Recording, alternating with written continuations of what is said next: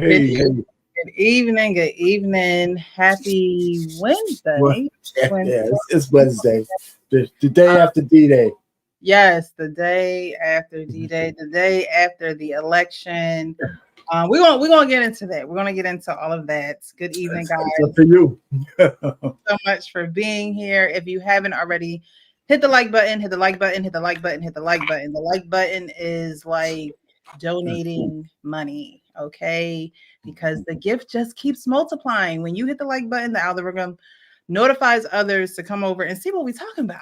And tonight we're going to be talking about some interesting things. So definitely hit that like button, join the channel, subscribe to the channel if you haven't already, and click the notification button, which is the bell, and hit notify all, so you'll be notified when we go live, if I post something, things of that nature on YouTube. Any activity that's going on YouTube, you want to be notified. Okay, so definitely hit that like button and definitely subscribe to the channel. Good evening, Arpane. How are you this lovely Wednesday evening? I'm just peachy. Just peachy. I'm all trumped up and ready to go. Okay. Well, all righty. Like he was good yesterday, but today he all trumped up. Got you guys. That's funny. I see some folks in the chat. Tarika Smith is here. Evening, everyone. Please hit the like button as you come in. Thank you to the best mod in the land. Please hit that like button as you come in. And if you want to donate, you can donate. Okay. It was just my birthday. Okay. So just send a couple dollars if you feel, a little tingle in your spirit. I wouldn't mind. Fish in the Fig, good evening, Precious and Chat. Good evening to you. Thank you for being here. J Dub, good evening, good sis, Precious, the panel, the chat, and the mods. Can't wait for this one. He's also showing some love to folks in the chat. Good evening. I see our pain is in the chat. Darnell, good evening to you. Thank you so much for being here. All right, let's see. All right, guys, again, hit that like button and share it. Share this live. There's a couple things we're going to be talking about tonight that happened literally in real life. And so we're going to dive right into the topics. You guys know that we dropped the link for whoever wants to join the conversation. You're more than welcome, as long as you're respectful and you're real. You're a real person, okay? And you ain't over here trying to sabotage the live and, show what the Lord done blessed you with. We don't need to see all that, okay? We just here for good conversation, good perspective, a men's panel for the men to give their perspective. A lot of these videos tonight will give grounds for the men to give a lot of their perspective. And so that's what we look forward to, but it doesn't mean that the woman can't join the panel. You definitely can join the panel, get involved in the conversation. And if you don't want to join the panel, be active in the comments. Come on, be useful. We want you to be useful around here, okay? Because you might say something that somebody else wants to say and they can't say, but because you said it, now it's out in the open and now we're talking about it. So, be active over here. Be active. Whether you're on stage or you're in the chat, we want you to participate, okay? All right, so we're going to get into this first video, and it pertains to the elections and the candidates that, were running for presidency. And today it seems, you go on social media and you do your little scroll, and you have a lot of people in heavy emotions about Trump winning the presidency. And there are some people that, it's no surprise that he won. And then there are some people that say, Kamala, she cool, but she's a woman. And I don't think a woman can run the country. So we're going to get into this video of a couple going back and forth in regards to Kamala and Donald Trump. I'm voting for Trump, bro. All these immigrants out of here built that wall. I'm not going, bro. I don't think you should be voting for Trump. Why? I don't think you should vote for Trump. Trump. I don't care about none of that way time about. I know he's finna build that wall, and we in the door. You only vote for him because he's a man. Like, let's really put that out there. Ain't no female run the world, like our country. What? President? No. What is No. You think that's cool to say? Yeah. What the fuck is wrong with you? Bro, no female doing it. I feel like a female can do it. Like, what are you talking about? You don't even know why you voting for Trump. You say you voting for Trump so you can get the immigrants out, and what else? Yeah. And what about your Medicaid that you receive? And what about I don't know. What about your EBT, your SNAP, have to figure it your out. link card that you received? But Trump don't play. Say, get him out of here. I want him. So you don't give a fuck about nothing else but just Bro, getting the immigrants nah, out. That's look, it. they're gonna. I just want to know why you police voting gonna for him. force that law. Once they enforce that law, you know what I'm saying? Everything go back to normal. It's not gonna go back to normal. Watch, I bet Trump get it done. I bet he do. What you? All right. All right. So he said, look, a woman can't run the country. Can a female run the country? Do you think that is something that we'll ever see in our lifetime? Well, of course. You know, I mean, listen, you know, I mean, anybody who's a student of history knows that women have run countries before. That's not whether can a woman run the country, is she has to be the right kind of woman. You know, it's not a listen, most men, they get put on defensive when they say, well, you just don't want a woman leader. Well, there's truth to that. But because she has to be the right woman leader, right? I think that there would be a completely different expectation and gravitation towards a woman like Tulsi Gabbard as opposed to a woman like Kamala Harris, night and day. So it's not that a woman can't run a country. Most men will think that we're more comfortable with men, and that's just a natural thing, right? And until a woman can prove, I mean, women have proven all kinds of things. So being the commander in chief is possible, but I don't think it just has to be the right woman. It just has to. That's it. She's got to strike a nerve. She's got to strike the nerve.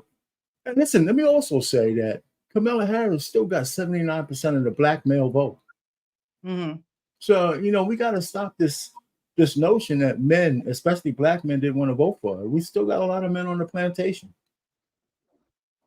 I did see that. I did see that a high percentage of black men did vote for Kamala Harris. So did Latinos. There were a lot less. They were more like in the 50 percentage, 55, 60 men. Right. You got to look at it again. Hey, Coach Ferg, how are you? What's up, Coach? So yeah, there were a lot of black men that voted for her, but in this video, you know, this is a couple, right? And so when it comes to being in a relationship with someone, you know, you do have to question their politics and belief, like value system, right? So is that a deal breaker? Do you think that's a deal breaker for a lot of people as far as what their political views are? No. See, I mean, I think everybody, you know, and then I'm not going to be long. A lot of people got to understand it. We're talking about black folks, right? The majority of us who are over 40, 50, 60 years old, we've been voting Democrat forever. Right. So when you start seeing black men and women starting to move over, then they have a certain revelation. I could take my own anecdotal situation with my wife. She voted Democrat, right? Because in the last election, we all voted Democrat. I'm the one who changed. So, and I told these, so we had this conversation on one of these panels when they try to get personal. I said, listen, I've been married for 37 years. Nothing gets between me and my wife. You think Donald Trump and this shit's gonna get between me and her? We just laugh about that shit, you know. I didn't try to tell her to vote for my thing. I just got my revelation myself. I'm not gonna force that on her. And you know, so we didn't try to convince each other or nothing. She voted for who she voted for. I voted for who I voted for, and we just keep it moving. That's it. All right. What do you think, Coach Berg? Is our political views something that you should, you know, share in the same category? Do you think that it doesn't matter? You vote Republican, she votes Democrat, vice versa. Does it matter in a relationship? I think everything you just mentioned and Brother Payne just mentioned matters in a sense, but it has to be within that individual couple, because I don't think nobody sits down in the first, you know, if it's not a major election coming up within a year or two or somebody meeting, nobody's really talking about, hey, you vote Democrat, Republican, you know. But I think, you know, most of us were born into this. We were born into this way. And now that this YouTube space is allowing, again, real-time information to go from South Beach to LA in real time. Right. So the message is moving a lot faster. And You can't come on the airways and say, we don't need you, but we want you. Guess who we gonna get to represent y'all on the national stage? Cardi B, bring your little twerking ass on over here. We know you like to twerk. They like to see your ass and titties. Beyonce, you got a beehive. Bring your hive over here. Yeah, right. Oh, dance party with Beyonce, y'all. But again, that's beautiful. That was beautiful. Is that message speaking to the message where adults are speaking that on YouTube? When people are coming to that, that 30-something-year-old age, that's when, unfortunately, that's when most of us finally wake up. You know what I'm saying? So now people are waking up because they're getting the message more often about, hey, it has to be a different way. So people are starting to look at that and vote, policy. Now I think this is going forward to probably be the most involved adult groups looking at policy because at first motherfuckers couldn't read. Now everybody reading. You know what I'm saying? Now people, but it's good to see. But I think people need to take that and sort of narrow it down to now start looking at your local communities, your local elections, who's in those offices. And being a face in those offices, you know what I'm saying? Not just, oh, I know I went to school with them. Show up and let them know, hey, I'm supporting you. So let's see what we can do to sort of change this dynamic of our community. Right. You know what I'm saying? So I think it's good. It's unfortunate because, my wife, she had that democratic mindset and she doesn't listen to YouTube. So I bring everything to her. And it might take her a few days to think about what I'm saying. Then she usually come back, you know what, you right. Yeah, you right. But it's just, difficult because we grew up in this mindset.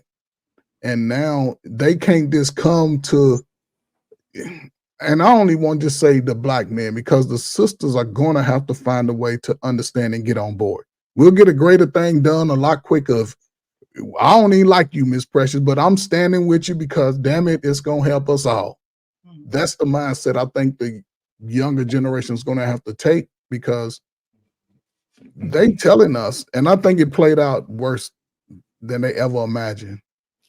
They had Obama shame us. We went with him just because he was a brother. He ushered in the LGBTQ. He gave Asians support. He could have did something. He could have came to the parks and shot basketball and had some conversations with some people or something. Well, he should have been the guy for the First Step Act. But that's what I'm saying. So it was just, the way that they did it. Then they bought celebrities again. Like, we more than some damn comedians and some people that make ratchet music that got our grandkids and shit twerking and shit. And we damn it, you know what I'm saying? So they have to sort of look at that going forward. And, it goes to show how women sometimes get in their feelings. She had her audience. She didn't even address them. She was in her car crying. So, hey, it's just unfortunate. Yeah, I think you definitely have a point as far as trying to get the vote and who you have come to support you, or just because you're Cardi B, or just because you're what's that girl, Glorilla, just because you're these people, is that how you're grabbing the vote of the generations that are coming before us? Because they might be talking about the election and they might be talking about the surface level of Trump more than Kamala, just because Trump was president before. And so he has a history, and he pretty much has the timestamps and and now the convictions and felonies. He has those things where it's something that people are talking about. And because it's being talked about, how social media does this thing. It's like, okay, we don't like him. So now the younger folks have that in their mind of, okay, we're not going to like Trump, but we're going to like Kamala because Cardi B and Glorilla, performed and got the crowd a little hype, So you do have to watch who you have come and support you to try to get you to a different level, because it's a very superficial level when you have entertainers. You should have someone that is in the communities that are working, that the kids can't necessarily, they may not be able to identify with them, but we done heard them songs on the radio. So what exactly are they taking away from these performances? What exactly can they say they feel good about supporting, a politician, even if they're not, necessarily even at that age to vote, because this is how you train, and this is how you teach the young children how important politics are. And if you're just throwing in celebrities, how much of an impact are you really trying to have on the younger generation that's coming up? Because we can make our own decisions. We know what the past, what's happened in the past, and how we want our future to look and to feel and to financially be, but they don't, and we have to make those decisions for them. But at the same time, they have to be taught and led as well. Well, listen. First of all, when they bring the celebrities out, what they're showing us is that they have contempt for the intellect of the black man, black woman, and the young people. Malcolm X has a clip from the 70s talking about we're the only people who bring out celebrities to try to convince anybody to do anything. White people don't do that. Nobody else does that but us. Right. And they've been using that same tactics for decades, and it's time for it to stop. And it backfired this time. Because instead of those celebrities asking, like, if I want something from you, Precious, I'm not going to embarrass you to get it. I'm not going to talk down. I'm going to say, listen, I need your help. This, that, I'm going to butter you up, right? I'm going to say something that may try to get you on my side because I want you to feel enamored that I need you. I'm not going to call you an asshole. I'm not going to say you're a misogynist. Just the whole way they did it. Yeah. It's real. I hope they, I don't care if they learn a lesson or not. I'm still disappointed that 79% of black men voted for her ass. I was hoping that even though there's almost 3 times as much who voted for Trump last time, 2.5 times maybe, there's still too many black men who voted for her. Not because she's a woman, it's because she holds us in contempt. Black men do so many things for people who can't stand us. And unfortunately, especially our own women, right? And we sit down and we keep giving them our neck for them to decide whether they want to slit our carotid artery or not. And we're hoping that they'll have some kind of compassion. It's just over. That's just over. And Trump won by a mandate this time. He didn't just win the electoral college. He's going to have the popular vote too. So that's a mandate. Mm-hmm. So anyway, let me just end that there. So I just don't like the celebrity thing. I hope this is the last we see of it. But I'm not really that optimistic. They're going to pull that tactic out again, thinking we forgot. Right. But also, even with her listen, I think she got a lot of bad campaign advice. Oh, yes, she did. It was 3 months, right? What was it, 3 months where she was not necessarily thrown or forced, but had no choice. but at the same time, everybody understands how important YouTube space is today. Everybody understands that because people go viral off of all kinds of stupid shit. But this message, man, she could have had a YouTube panel. She could have came on the Real Precious Show and just did a panel and just because real people, what I'm saying? People who are the working class have real questions. Right. And you can't say almost saying, forget them over there. See, in our community, women think, y'all think y'all can put your foot on our necks. But it goes to show y'all just running your mouth. So find a way to start working with the people that are willing to protect you. That shit is life-changing. If not, listen, welfare is going to get, changed up a little bit. They're going to start looking at child support laws too. They're going to look at everything where money is going to be exchanged. And they're going to let you know if you're not fit, you might have Tyrone or Nug have your baby. You better call. So just be, like I said, man, the younger folk, I would love to see the numbers of the population, between ages 18 and 21, 22, see what those numbers look like. But I believe going forward, people are going to be engaged as soon as they can when these next elections start showing up. I think people are going to start to go. It's going to be some people never voted and talking about politics, talking about policy, looking at stuff. I'll say this for the last time. People say felons can't vote. Listen, you can vote if you're a felon. You just can't have no pending charges and nothing like that. If you served your time, you coming out, you can go vote. I got a friend, 3-time felon. He got escape charges and everything. The boy been voting ever since. So you can vote. Just check your local laws. Make sure you ain't under no pending criminal charges or nothing like that. So, all right, fellas, you heard it here first. You can vote. Okay. Make sure you do your research. Do your research. All right. Good evening, Joe. How are you? I'm good, Precious. How are you? I'm doing well. Thank you for joining us. You were finally able to make it. Yes, I was. Thanks for the invite. Of course.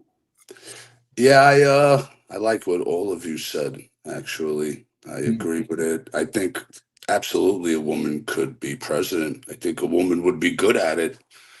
I just don't think Kamala was the right one. I think a lot of the people seen the bullshit, excuse my language. I mean, just the day of the election with the phone and the fake phone call, and then they turned it and she was on camera mode. I mean, after a while, I think they just thought a lot of their supporters were dumber than they weren't dumb. A lot of people are just fed up. As Coach said, at the end of the day, it's mostly middle class, working class people, such as myself. And when you ask her questions about that, she couldn't answer anything. She just kept regurgitating the same thing. She comes from a middle class family. Great. So then tell us what your concerns would be, because these are our concerns, And she just didn't do that. And I think at the end of the day, people are sick and tired of spending $4 a gallon for gas and $10 for eggs, and it's really hard to live nowadays. The cost of living is ridiculous. $80 for honey. I'm just kidding.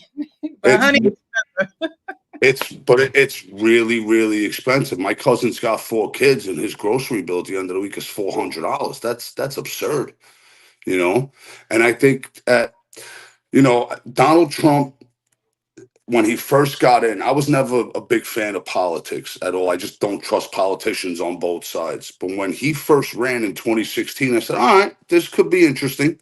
He's a businessman, and maybe this is what the country needs. And, he said a lot of the right things the wrong way. And I understand why people don't like him. I do. I really do. I understand that. But in my opinion, he did a good job those 4 years, other than the squabble back and forth that I thought was unnecessary. And if you're leading by example, you should just put your differences aside, both parties, and just try to do what's best for the country. And it was really like a divorce settlement between the two of them for a very long time, man. And it's frustrating because these are our livelihoods. None of them even know who we are if we walk by them, yet they're making these big decisions, and it's affecting us, not them. And so I just thought she wasn't a good candidate at all. I'm surprised she got as many votes as she did, to be honest. I'm actually really surprised she's got as many votes as she did. I hope he does a good job, but he shows a little more empathy, a little more compassion. It would be nice, because that's presidential. If he could do that, I think he'll get a lot more supporters. For, I guess, not him, but he'll have less people trying to take him down, because that's what we need. We need him to focus on running the country and not the personal vendettas. And that's what bothers me the most. I think the people had it with they gave Biden and the Democrats a shot, and every year was a major blunder, whether it was Afghanistan or the Ukraine war or Israel, Iran, and inflation and the border. And it was just one thing after another. And at the end of the day, people care about safety and money. That's the bottom line. Emotions fade. You know, I could be emotional about this topic for a week, but then my focus is going to go on something else and something else and something else. But my pockets are going to stay the same, and I still don't want to get, carjacked outside, or God forbid, a little girl. I'm seeing this constantly. Little girls and women are just being, I hate using the R word, but they're being raped out there. Great, It's great. yeah, it's miserable. Like people see that. If it's a couple of months, all right, it's unfortunate. Let's try to tackle it, but it's getting worse and worse and worse. So I think finally the people have spoken, and that's important. I think that's very important. Do I want this much division? Absolutely not. But the country's been divided for as long as I can remember. And the Democratic Party is not the same Democratic Party as when I was coming up. I come from immigrants, and we just, it was different. Now it's like the Democratic Party, the Democrats and the Republicans are kind of one and the same. And then you have this whole other party that are just creating this shit show, excuse my language. But I don't know. I hope we could go back to some sort of normal living, because it's been like 10 years of this insanity and I'm kind of done with it. I'm kind of done with it. So that's all I got, guys. I just wanted to get that out there. Thank you for having me. Thank you for being here. So yeah, I just wanted to kind of touch on it just because it is, the day after. Everyone has their emotions. I mean, I done seen videos of folks crying online, and you still got to live your life. Every day brings its own sets of issues, and so just tackle it day by day. It's just it does bring about huge emotions, and people just need to relax. Did you see the black lady behind the wheel of the car? Oh my The one that God. went viral? Oh, Yeah. that's so funny, man. I can't stop that. Every time I see it, I can't. You know what I'm talking about, right, Precious? Yes, I think it's so funny. It's just I agree. Paris. The election will not change much. Your life will still go on. That's how I feel. Why are y'all surprised? Because once again, the one you listen, like you said, Donald Trump, he ain't gonna get the words perfect. He ain't gonna do that. He relates to people because most poor people, we get locked up anyway.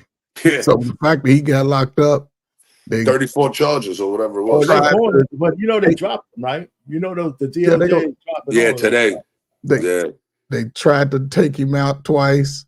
Yeah, man. It's a lot of things. But here's the thing: he's America first. Yes. He's America first. He's going to sort out this mess and allow the American people to start reaping benefits of their hard work and labor. You can't run. It's like going into the future. Y'all telling us y'all trying to repeat the same foolishness that we've been dealing with for the last 60 years. Women, y'all can continue to be reckless with your body. Continue that. Y'all boys, guess what? They can wear muumuus and tutus and all of that too. People are tired of that. People, listen, you need $10,000 more today than you needed 4 years ago to maintain the same lifestyle. Facts. They said that they're going to continue to front 2 conflicts. When has America ever had 2 at the same time? They're not training the young male to go out and rebuild America and support these things. That shit is getting old.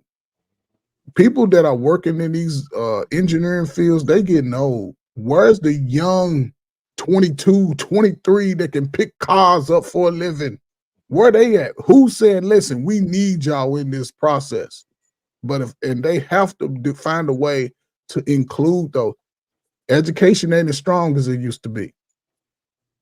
You know what I'm saying? So it has to be the skilled laborers, which will always be here. So who's training these guys? And America has to do that.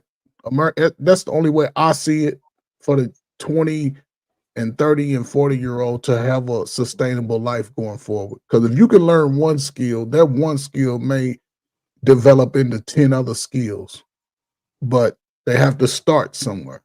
Yeah. And I think that's where America's always missed. I've always said it since I was in my 20s coming out of high school. When they took away vocational school, I used to tell my friends, man, America gonna be fucked up. No, it ain't. America greatest country in the world. Now they all like, man, shoot, I can't even buy nothing. It's too high. Yeah. Because we older. What about the youth? What about them young people who's saying, I need something to do? Because we see what they doing in the summertime when they ain't got shit to do. Yep. Everybody, oh, it's too dangerous. Man, these are kids outside. But who's training them? Who's giving them discipline? Learn a trade. I said, run wild, be free. We'll like, lock y'all up in like these nobody new read The Lord of the Flies. It's like nobody read The Lord of the Flies. Yeah. You know what I'm saying? If you put a lot of kids out there, they're gonna find their leader, and it's not gonna be good. You know, so if there's no direction, I mean, I'm old enough to understand when they had programs like that. And I think it was Reagan who killed the Manpower program, and he put 2 million kids on the street during the summertime. Well, and it was a disaster, and a disaster ever since. Yeah. You know? I think, sorry, go ahead. Go ahead. I think what you touched on before was really important. I forgot to mention America First. This when they seen the numbers in the billions of foreign aid, people can't afford like basic living expenses. That after a while is tiring. You know, it's like, all right, I get it. Other people need help, but there's homeless. You could have fixed the whole homeless problem with one care package to Ukraine. You know, you could have did, and I'm all for helping others. I get it. We're the strongest country. We should, but shouldn't we help us first? Right. You we know, did help you. My man Joe, they did help you. What you talking about? They gave you $600, $700 during the hurricane. What you talking man, about? that was a ton of help. I know that's what talking about. That was a ton of help, and that was like I felt like it was a slap in the face to those people. I'll give you an example. I'm a longshoreman, right? And we went on strike a couple of weeks ago, and a lot of people. I remember that. Yeah, a lot of people tried to shame us into crossing the picket line and going back to work, but we didn't have a contract, so you can't really work without a contract, right? But they started throwing the hurricane at us, and I said, listen, we shipped that stuff there months in advance. The stuff is there. There was no money in the FEMA budget to help them get there. That's the problem, because the money was used for international aid, and that's the issue. You know what I'm saying? It's like, you know, I pay upwards of 35% in tax, and so do a lot of people. But when you can't help the people here, that becomes a problem, and people got tired of it.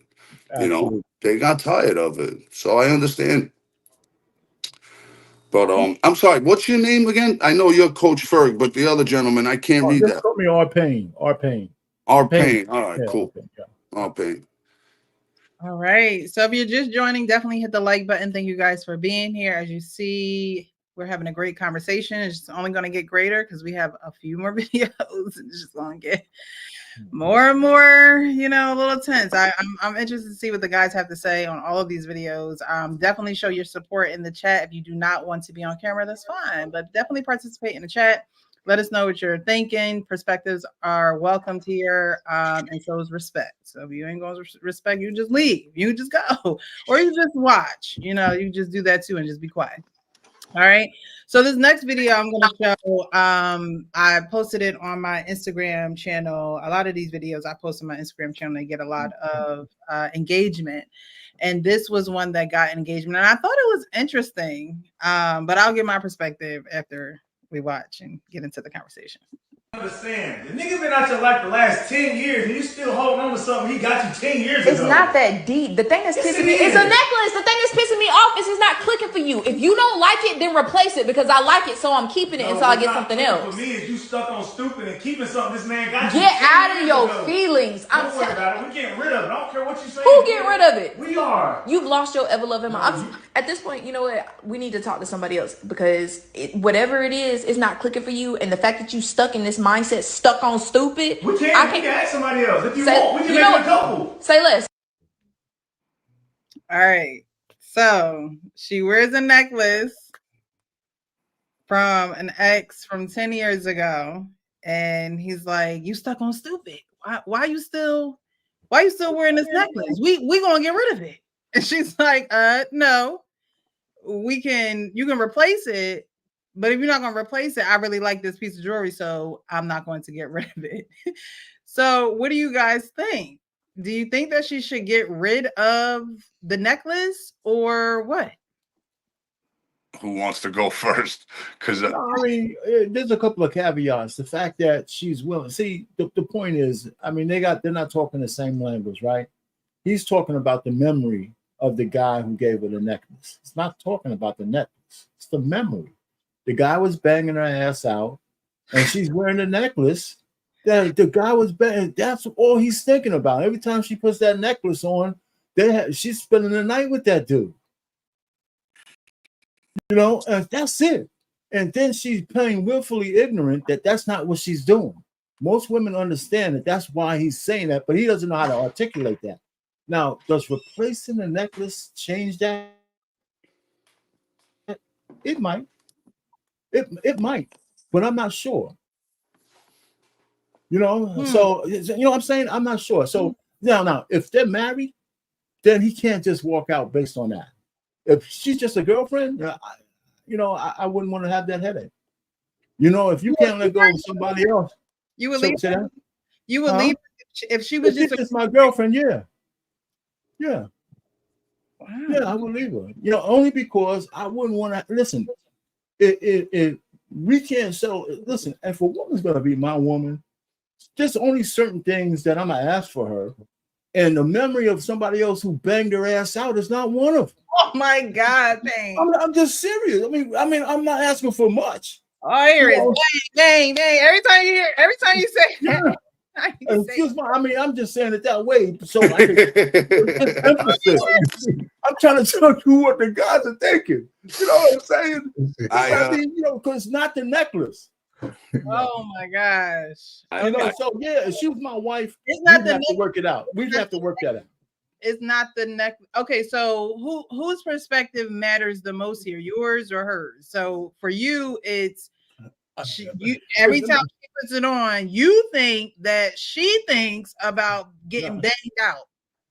No. It doesn't matter what she thinks. Oh, I'm thinking she's thinking that. That's all that matters because I'm the one being affected. I know it's the guy's necklace. Even if she ain't thinking it, she's relishing a gift from another dude. You can't get past that. No, listen, here's my other thing. If I would have known that, let's just say we're married. If I'd have known she had a necklace from another dude before we got married, I wouldn't have asked if that she wanted to keep it. I would not have asked her to marry me. Facts. There you go. That's what I love that you said that, because at the end of the day, that's a red flag that he chose to ignore. And that's going to be the reason the relationship ends anyway. Because if you ignore those red flags early on, for whatever reason, I mean, I've done it too. We've all done it, but that's ultimately the reason why the relationship ends. And the thing that bothers me is that in my experience with women, if that situation was reverse, she'd go scorched earth.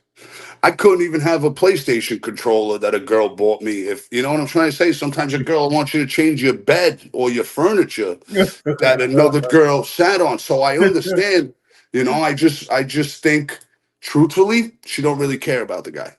There you go.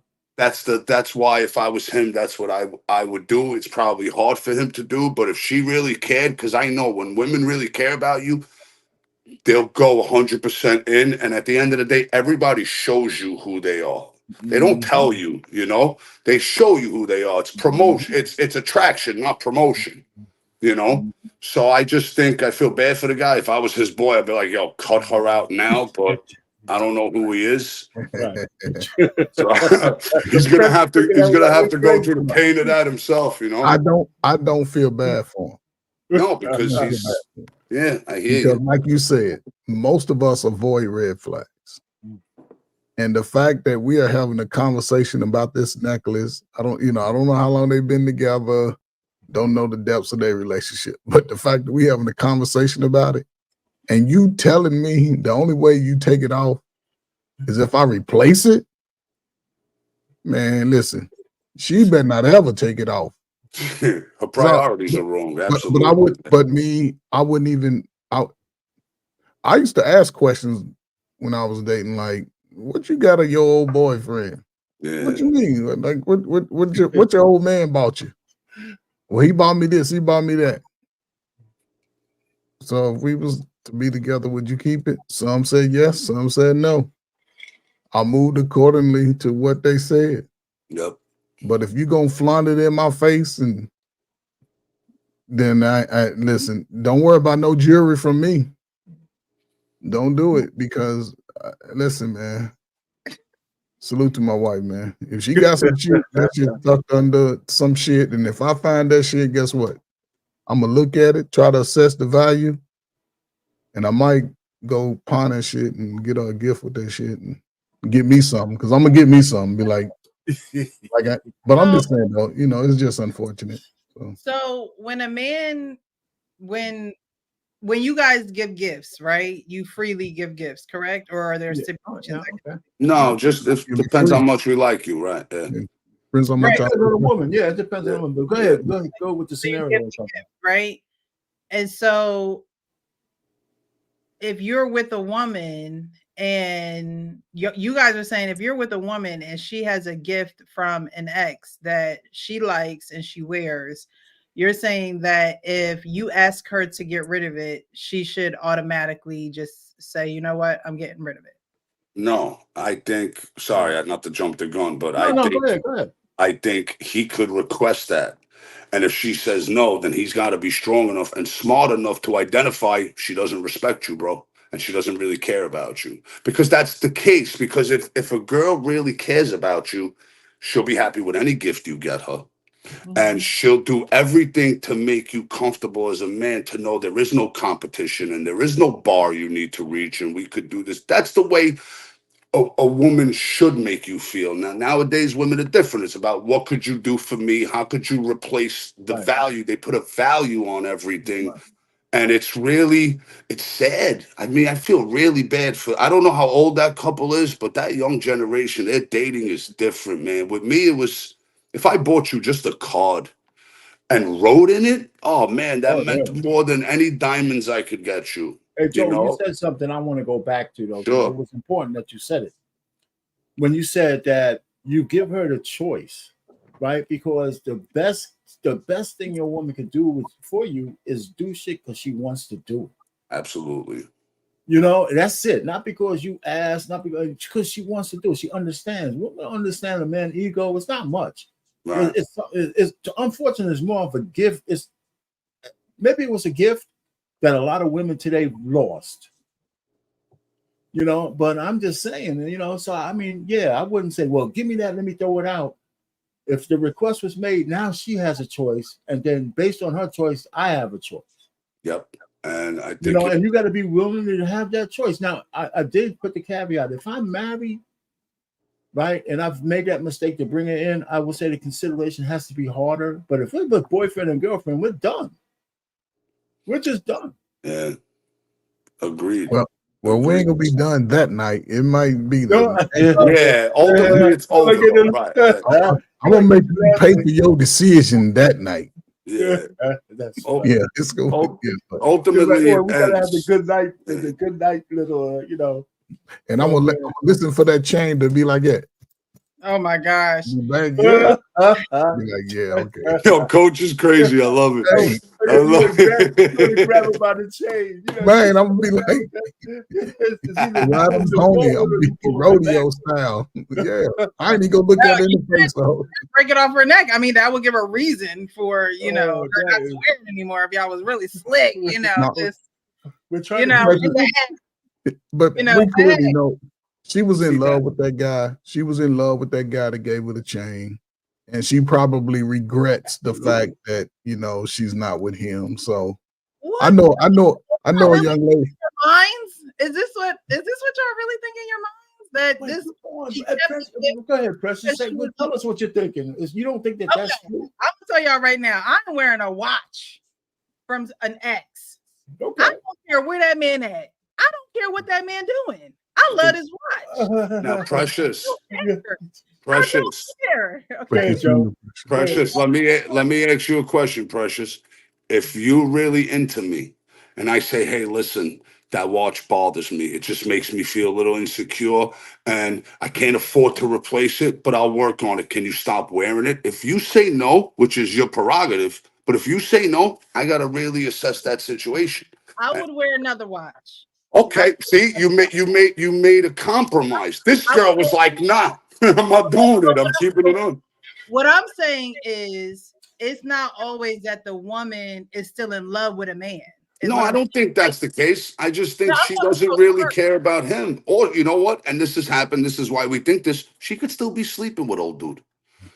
right, but what I'm You know what I'm saying? And that's because That's love. what I'm saying She's is, still in y'all love. brain automatically well, to there is still an emotional No, okay, no, attachment to that's a not man. true.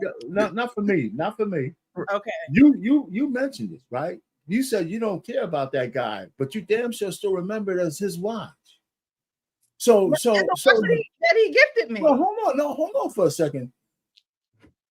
Here's my thing. It's a constant reminder that this is a guy that at one point y'all were banging each other, and whether you like him or not, every time you look at the face of that thing, every second, you know that this guy gave it to you. And you might not do it consciously, but you know where you got it from. You don't forget that. You know, it's like, here's the one we forgive, right? Here's the one we forgive. We know every woman remembers the first guy who took her virginity. Well, that one we forgive. Yep. Yeah, we forget that. Nobody ever absolutely. forget. The women never forget that. Yeah, the first and men don't forget their first dude. So we forgive that one. But now you got remnants and shit, jewelry and all the kind of things about the guys you had love. Yeah. You know, precious. At the end of the day, I'm sorry, Coach. Go ahead. You could, if you want to say something. Go ahead. I'll just going to make a statement. At the end of the day, Precious, it's really a matter of opinion. If he wants to put up with that, he can. I wouldn't, because there's no future. If she's gonna fight me on this, then she has no respect for me now. How's she gonna? She'll eventually look. She's already looking for a replacement. You know what I'm saying? Because she cared about him. She'd be like, "All right, babe, let's take it off and see how it goes." And if it really meant something to her, he would see. He would know, and maybe he would just say, "Okay, put it back on. I just wanted to know you were willing to do it for me." But the simple fact, she wasn't even willing to make that compromise or make that attempt, and that's the problem. People have this tug of war in a relationship. That relationship's doomed. That relationship's doomed, and I feel bad. But like Coach said, I don't feel bad in a way, because he should know that. Yeah. You know, he should know that. And like what you said, you'll change the watch. That's a great attempt. It's a great attempt. And just showing me you're willing to do that means that guy really don't mean nothing to you. I do, and you're going to respect how I feel about this. But she was like, "Yo, your thinking's crazy." His thinking wasn't crazy, in my opinion. It was hers was, more of the, I don't want to say entitled. Is that the word? But she was gaslighting them to change the subject. Exactly right. But if I feel like he should have, and this is a problem too. People are willing to communicate, they just don't know how to communicate. So if he would have been like, "Listen, forget about what you're saying. This bothers me. It's hard for men to do that, babe. This hurts me. This makes me feel this big. It's hard to do that." So he screams, she screams, and nothing gets done. Right. Nothing gets resolved. And that's the problem with a lot of relationships. And so, I just think she really don't care about him. And I hope he sees that sooner rather than later, And that's it. Sorry, guys. No, and she started, it's a typical response a lot of times. Shame, insults. Shame, insults. Now, again, men are very visual. Like our parents said, we see the night he gave you that watch, that chain, that ring. It's always a celebration afterwards. It's a celebration. Somebody's celebrating the gift, the giving and receiving. So we see that, and the fact that she is claiming to value it so much, I think that's a big thing. She putting too much value on it. Absolutely. She just said, "Listen, I'll take it off, blah, blah, blah, leave that shit in the car." I mean, it's just something that when you with me, I prefer you not to wear. Now, she should have never told him. She should have never told him who she got it from. But see, she's proud of it. That was a love. When women was, man, That's the heart was involved. That's the point I'm making. That's the point I'm making, right? You know, I think women also, everybody keeps secrets. And there's reasons why you keep certain secrets. Some are worse than others. But if you know the guy that you're with, you know, I mean, maybe it doesn't mean nothing to you. Let's just use you because you brought it up, Precious. You got that watch in your hand. If you got a guy that you like, you're not going to volunteer the information that you got from somebody. What time right? is it? You're not going to do that. It's 8. Hey, honey, I got this from my first. You're not going to volunteer that. He doesn't need to know that. Right. Right. And so that kind of stuff is, I don't call those evil secrets. Mm-hmm. Right. Some things, you know, even with my wife, I've been married for a long time. I said, listen, if you bang somebody out, don't ever tell me. I said, I don't care if you're on the deathbed, you want to observe your soul before you go one way or the other. Don't think you want to relieve your shit by telling me the truth. I don't want to know that. Yeah. Just go, so I can have a good relationship. You know what I'm saying? So don't tell me. Now I pay. Say she has on the watch. Wouldn't you want to know if it's engraved? Always, always your king, Dante. Or if I took it off, XY. That's not my initials. No, I'm just saying, because if you find that shit, she done took it off to get the shot. You go looking at, ooh, it is a nice watch, and you get to try it on. Like, you do turn that shit around. It's got to my baby Precious from Dante. What the fuck? Hold up. To my everlasting audience. I'm just saying. That shit is funny as hell. You know what? My problem is I would never check. Yeah, I wouldn't check either. I wouldn't never check. I'm not that type of guy. Because those type of things reveal themselves. I know a female right now that has 2 rings, engagement rings. They ain't gave none of them. I think she's set 3. I think it's 3. But she got all 3 of them. She ain't never gave none of them back. Oh, Jesus Christ. She got engaged 3 times. She got the rings and everything. She got them on necklaces and shit. Like, just flaunting them, right? Just. All right, so I just wanted to see what y'all thought about that. I definitely agree. Respect who you're with, and so if you're telling me that this is disrespecting you, then I'm definitely going to change my views about it, because you never want the person that you're with to feel disrespected. Men, feel love through respect, and so if that's how I can show my love to you, then yes, I'll do it. But I just thought it was interesting how, other than the respect factor of it, it's like, for talk about the necklace, you can see the necklace swaying back and forth. When for women, it could just be, it's jewelry. Women like jewelry, like, you know what I mean? So I understand why she said, look, hey, replace it. Like, let's go somewhere, and are you listening to me? Do you know what I like? Do you know what type of gold I like? Do you know what's my favorite color? Do you know, like, you know what I mean?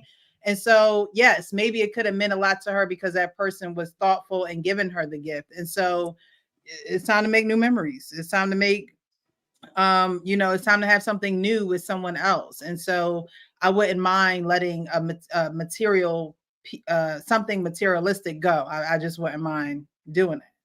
But like you said, Arpain, I'm not just volunteering like, no, it's just something that I wear. It's a watch. You would never know, but I do happen to like the watch, so I wear, I think that's fair. I think that it looks good on your wrist too. It fits very well. Right. All right, so we're gonna get into this next video. This next video I saw about maybe a week and a half ago, maybe a week ago. And I thought this was interesting because in this time and age, we talk to our children about the birds and the bees. We talk to them about certain situations. And in this particular situation, a father found this woman's, well, not found, but a father walked in on this young man in the bed with his daughter. And the mother of the young man came to confront the father. Hands on my son? Caught him in the bed with my daughter. They don't give you a right to put your hands on my son. He know the rules. Okay, and I tell him the rules, but you, when it comes to my children, you do not put your hands on my child. They don't go in the bedroom. Understood. They stay in the living room. Understood. He put his hands on you, correct? Do not touch my child anymore. And I wouldn't touch your child. Don't. I didn't hit him. I roughed him up. I threw him out. He knew the rules. It doesn't matter. You could have spoke to him. You didn't have to touch him. You didn't have to use physical force. So did you even know who he was? Where he was? That's a tough one, man. It's All breathe. Let's all. So he threw him out like Jeffrey on Fresh Prince. Look, you gonna have to go, bruh. You gonna have to go. But what do you guys think? Because when I first saw the video, the first thing in my mind is men have the ability to kill with their hands. Okay, men have the ability to kill with their hands. And so what I thought was, if he roughed him up a little bit and threw him out, I don't condone violence. But if he roughed him up a little bit and threw him out, and that's what he needed to do to protect his child, who is breaking the rules in her own house and breaking her father's rules, that those are consequences she got to deal with her father. But at the end of the day, for the mother to come in the way that she did to confront this man, I thought she did it in the wrong manner. I'm not saying that she can't talk to him about putting his hands on her child, but at the same time, you don't go up to no one's house putting your fingers in their face. You just don't do it. But what do you guys think? He wants to go. I'll go real quick. First of all, I would have stopped talking to her, and I would have looked at him directly and say, "What kind of fucking man are you, man? You know what you was doing, and the first thing you do is you run and get your mother to come out here. How you gonna grow up? You shouldn't have said nothing to your mother and just took what you got, and that's it. Then I would have just told her, listen, you know what? You have a beef, call a cop, but get out of my face. That's what I would have said. You know, I mean, we could sort it out. But because while she's doing all this, she's creating danger. Yeah. But I would have just looked at him. I would have stopped looking at her. And this guy's tall. He's taller than all of them. I said, man, what kind of man are you going to be? That you went home, the first thing you thought was to get your mother to come out here and get in my face? Suppose I was crazy. You putting your mother in danger. Suppose I just told Molly whopped your mother. Suppose I was that kind of guy. I would have said that right in front of her and him. I said, listen, you want to talk to my daughter? I need, listen, first of all, you shouldn't have been doing what you're going to do. Okay. But if you like my daughter, I don't want her to be around no pussy like that. So this is the last time you see her. That's it. You going to go get your mother? You putting your mother in danger. Suppose I would have said, get your finger out my face and I mollywopped her. She had no defense against me. So I said, man, I don't know. But I would have tried to say it as calm as I would, but I would stop looking at her. I'd be looking right at him. You know what you did. You know what you did. And I don't know if that would have solved anything, but I would have added that point. I said, you're putting your mother in danger. What kind of man puts his mother in danger? She's in front of me. I'm a man. Her finger pointing doesn't intimidate me. If she pushes me over the side, man, before the cops will get here, she's all mollywop. But I think this right here plays into the dynamics of where we are with our children today. Yeah. Because me walking in, let's say I'm walking in on this situation, everybody getting their ass beat. Everybody. I'm going straight old school with the big brown leather belt. I'm tatted. Everybody's getting licks. He's getting licks all the way out the door. And she getting licks. She getting licks while she's in there with me. When they walk up, she's in there. But again, listen, people, I ain't abusive, but I'm an old school thinking parent.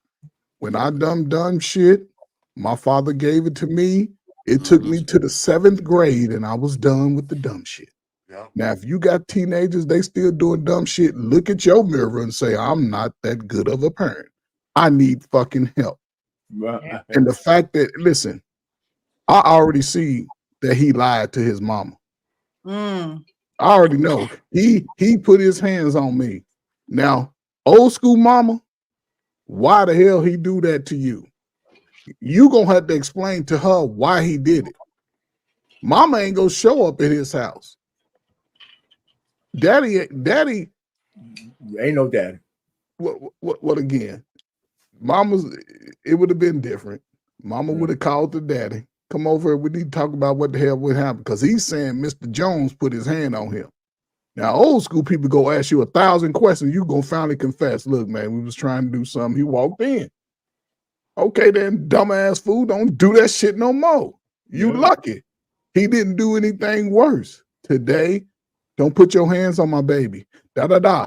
This is teaching the mindset of disrespect your elders in their own home. And that's what's unfortunate, because he gonna grow up. He gonna always understand his mama come bail him out. She be the first one crying when something happened to him. Why they do my baby like that? Look at what you teaching. It's the talk. It's the whole grooming process, but people don't really talk about that. But that's the most detrimental thing. When you bring a child to an adult situation, you teaching your child how to be disrespectful, have no accountability. And that's the thing. Y'all motherfucker, because ain't no way you can come. Okay, I know you like a little girl. I know you like her. All of a sudden, why you over his house? Why what happened? What? What the hell was you doing? She's not telling You us. had to explain what was you doing for him to do that. Bag it out. I was getting ready to bag her out, Mom. But he didn't say that. Mom, we was just talking in her room. First of all, in her room, you disrespectful. Yeah. You lucky, because you'd have went home with, you'd have some knots on your head if that was my house. Because I'm fighting you in my bed. And as I said, everybody gets it. In the bedroom? What? Straight Come on, man. Listen, man. Ain't no way. Ain't no way. I would, matter of fact, when I got through, I would have called them people. Listen, man, come over and get this little dude before he come over. Somebody else would have had to come over, because I'd have been like, man, I'd have been tripping. On my child, we'd had to have a conversation every day after that. Every day. But again, we so disconnected from our children, we reacting after the fact. You got to engage with these little slow ass kids. They can't read, but they can fuck. Come on, man. Y'all better make that shit stop making sense to me. I'm tired of this. We falling apart, but they out here. Man, come on, man. I'm sorry. I just be going off, but that's funny. Go ahead, Joe. It's your turn, man. I mean, you guys hit the nail on the head and everything, Precious. I was impressed. You put the blame on her. You know, I was wrong of her. And then, guys, you put the blame on him. And it's, you know, if you're a man, you kind of deserve it. Take it. He's standing. He's not in the hospital. So he took a slap like my father would give me a slap. You know what I'm saying? Basically, take it. You still got to hit it at like 3 PM. That's a win. You know what I'm saying? That's the way I look at it. That's how I would have looked at it. But if I came home and told my mother I was at so-and-so's house in their bed, my mother would hit me too. Yeah. You know what? They really would. She would hit me, my mother. She didn't play that. She thought she wouldn't want it in her house. She wouldn't want me to do it in someone else's house. You know, now if the father put me in the hospital, all bets are off. However, I think both parents handled it. I think they both kind of handled it the way you would expect. The father didn't go above and beyond. Right, you know, he's seen it. Yo, all bets are off when it comes to daughters. I mean, so I thought he handled it pretty well. You know, get him off my daughter, get out of my house. And the mother, she's gonna protect the baby no matter what. But I do think the kid lied to her. He shouldn't have told her to begin with. That's right. You should have told her. Keep that shit to yourself. Tell your father, be like, Pop, what do I do? And if he doesn't have a father, then keep it to yourself. If he has a father, and if the father was thinking clearly, he'd be like, good, you deserved it. What are you doing, banging this girl in the guy's house? Oh, man, that's I don't know. I think that's a tough one, man. It's a tough one. You back daddy now? Get out of here. Yeah. No. So I think that was pretty cut and dry. Both of those kids just, Yeah, and the woman, though, I tell you, she, as far as the woman's concerned, this one of the kind of things, and I think that whether it's realistic or not, you don't approach a man like that. You just don't.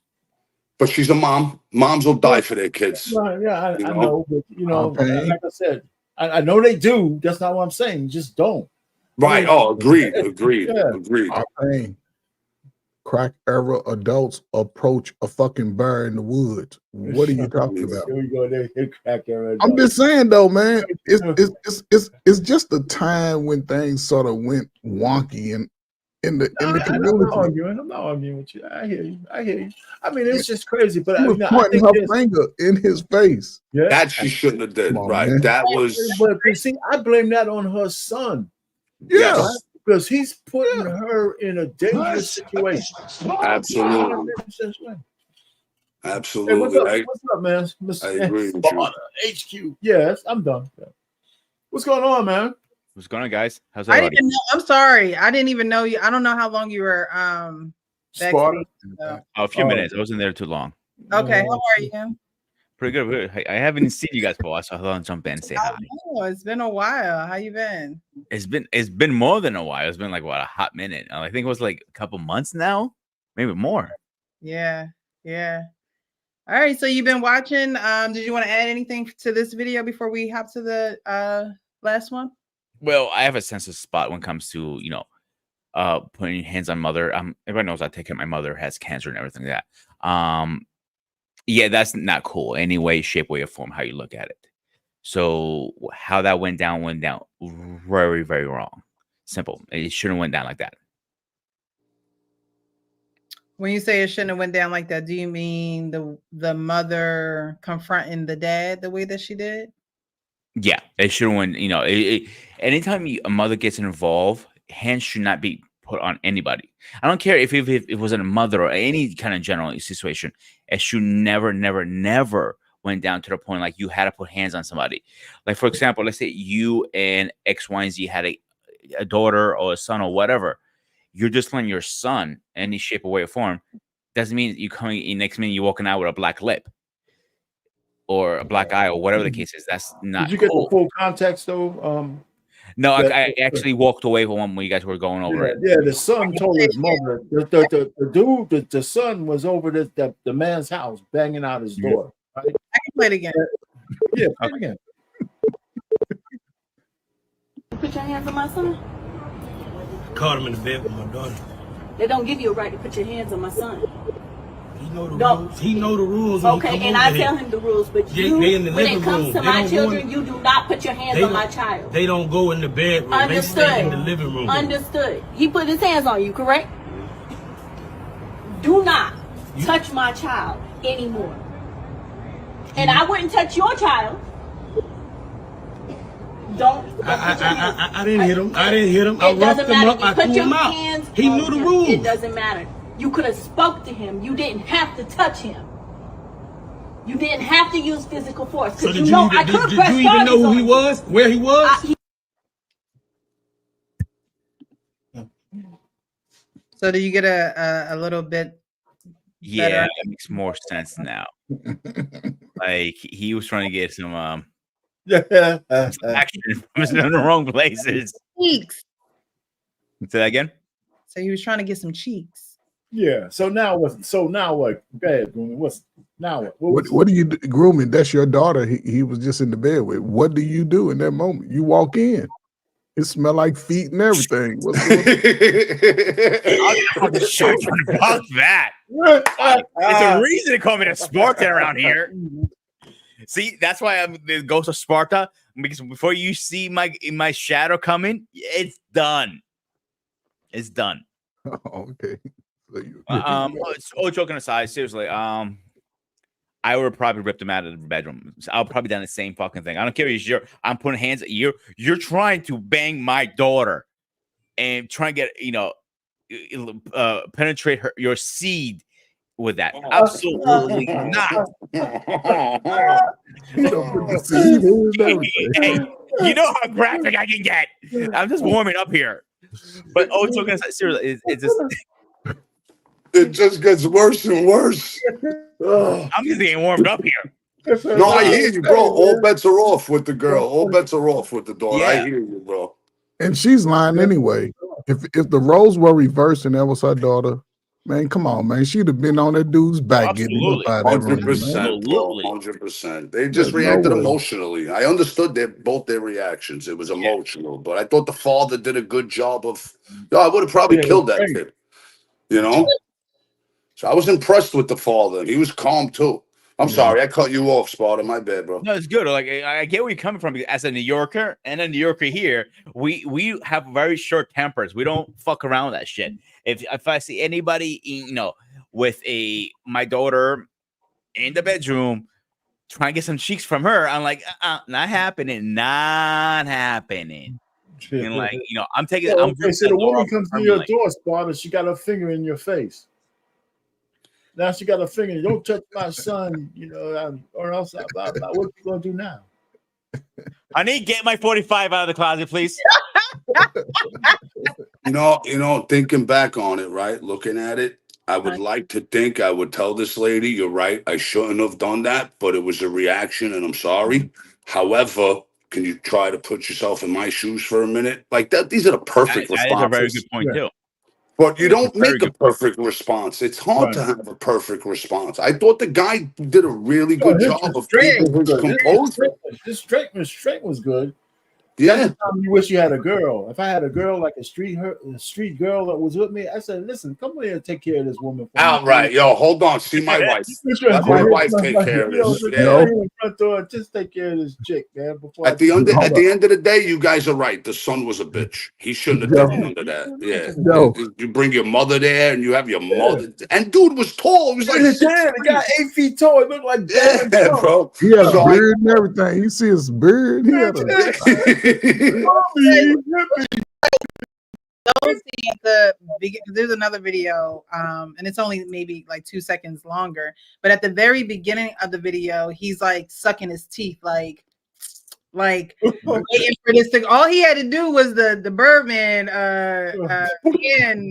learn behavior. And, women suck their and teeth. she's like, "What you sucking your teeth for?" So there could have been things like you guys were saying that he left out and told his mom a half truth, and his mom was just on go and was like, "All right, show me where he live at."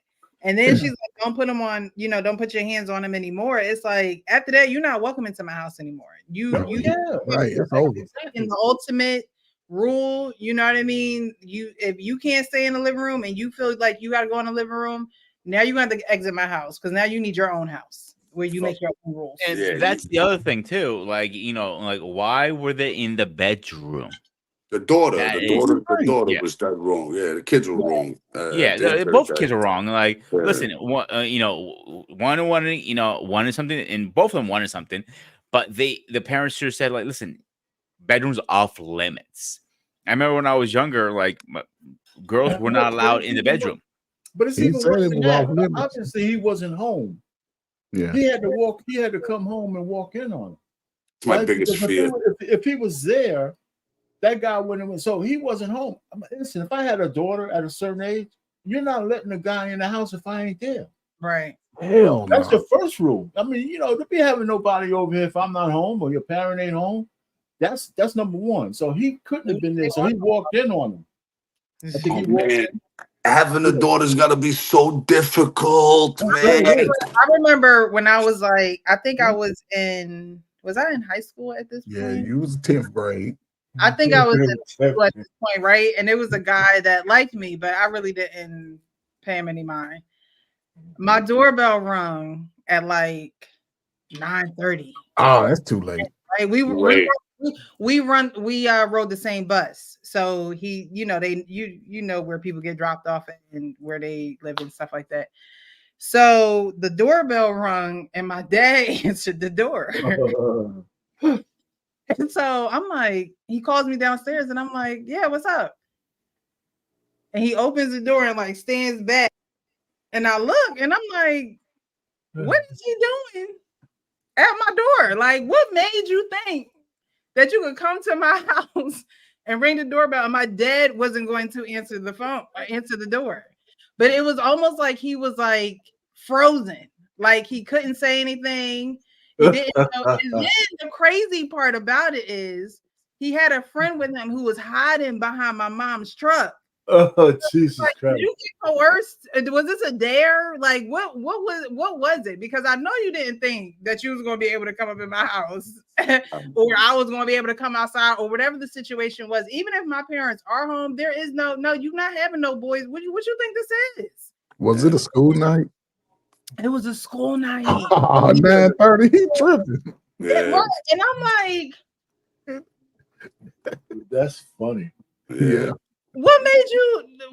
When did I ever give off the inkling? Was he high?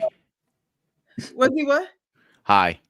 He could have been. I don't know. The dude hiding was probably high. The one that he was probably high. What made y'all think that y'all could come? Like, did you think I was in a single parent home or something? How old was he? How old was he? We were in high school, so I think I was probably a freshman.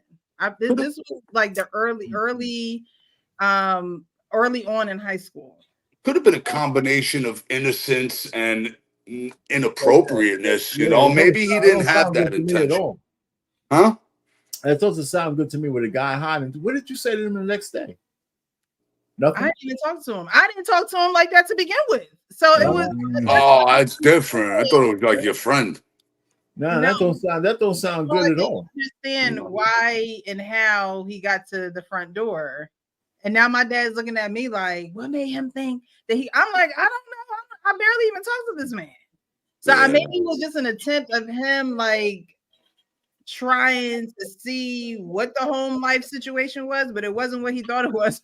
He got talked into that. He was talking about this girl named Precious. He likes her, man. I think she's so fine, man. Yeah. Well, man, won't you go over and talk to her? Man, it's late. Man, it ain't that late. See, that's what they juiced it. Your boys always get you to do the dumbest shit, man. Always. Over, man, it ain't that late. It's only 9 o'clock. I know they ain't in bed this early. She's up. She's up. Don't worry about it. She's up. I can't believe it. So, you know, these things do happen, but at the same time, you know, my dad didn't go off on him. It wasn't like he was like kicking him off the, you know, the porch or whatever. It was just like, no, that's not going down here. You need to go home. I don't even know what my dad said to him, honestly. He handled it the right way. Right. It wasn't a scene. It was just like, don't show up at this door again. I imagine that's what he said because he ain't never show up again. Imagine he did the Martin Lawrence, Will Smith. It's Reggie. Who's Reggie? Who that at the door? Remember with that poor kid, but he wound up getting married to that girl. Oh, so yeah. They gave him a little juice in the next movie, Ray. It was awesome. I seen the next movie. It was good. He turned into a badass. They gave him the barbecue at the end. They're like, no, guys, you can cook. You're on the barbecue. Shit was good. That was funny. If you're eating a rare meat, you wonder what it is. You know what it is. Cam, what's going on, Cam? Oh, not much. It was funny because I had a story that was related to this, and I was in awe. So I had my dad's one of my dad's girlfriends. I was staying at their house, and she was, you know, I'm a guest in the house. I'm from the West Coast. I was coming over to the East Coast. So I'm just kicking it there. And the girl basically, she's getting it in with her dude. But I don't know, dude. I guess there's some history. I'm just sitting back here on the couch just watching HBO. I'm like, I don't know what I'm supposed to do with my hands, but I'm just going to, you know, mind my business. The mom comes in, and she comes inside of the door. I'm going to hear screams, thuds, and everything else like that. Music stops. She goes in there mid-stroke and starts talking to the boy. Yo, I was in awe. I was like, no one's like, I didn't hear no thuds. I didn't hear nothing. And she talked to homeboy. It was like, yo, I'm disappointed in you. And like on some Family Matters type stuff. Like, and he was still going? Right. No, everybody stopped. He stopped. So I'm hearing, so basically this is what happened. So I'm in there like watching, watching whatever I'm watching. And they're playing music in there because, of course, like you're not trying to you're trying to mask the moans and the and the clappage, and so mom clappage.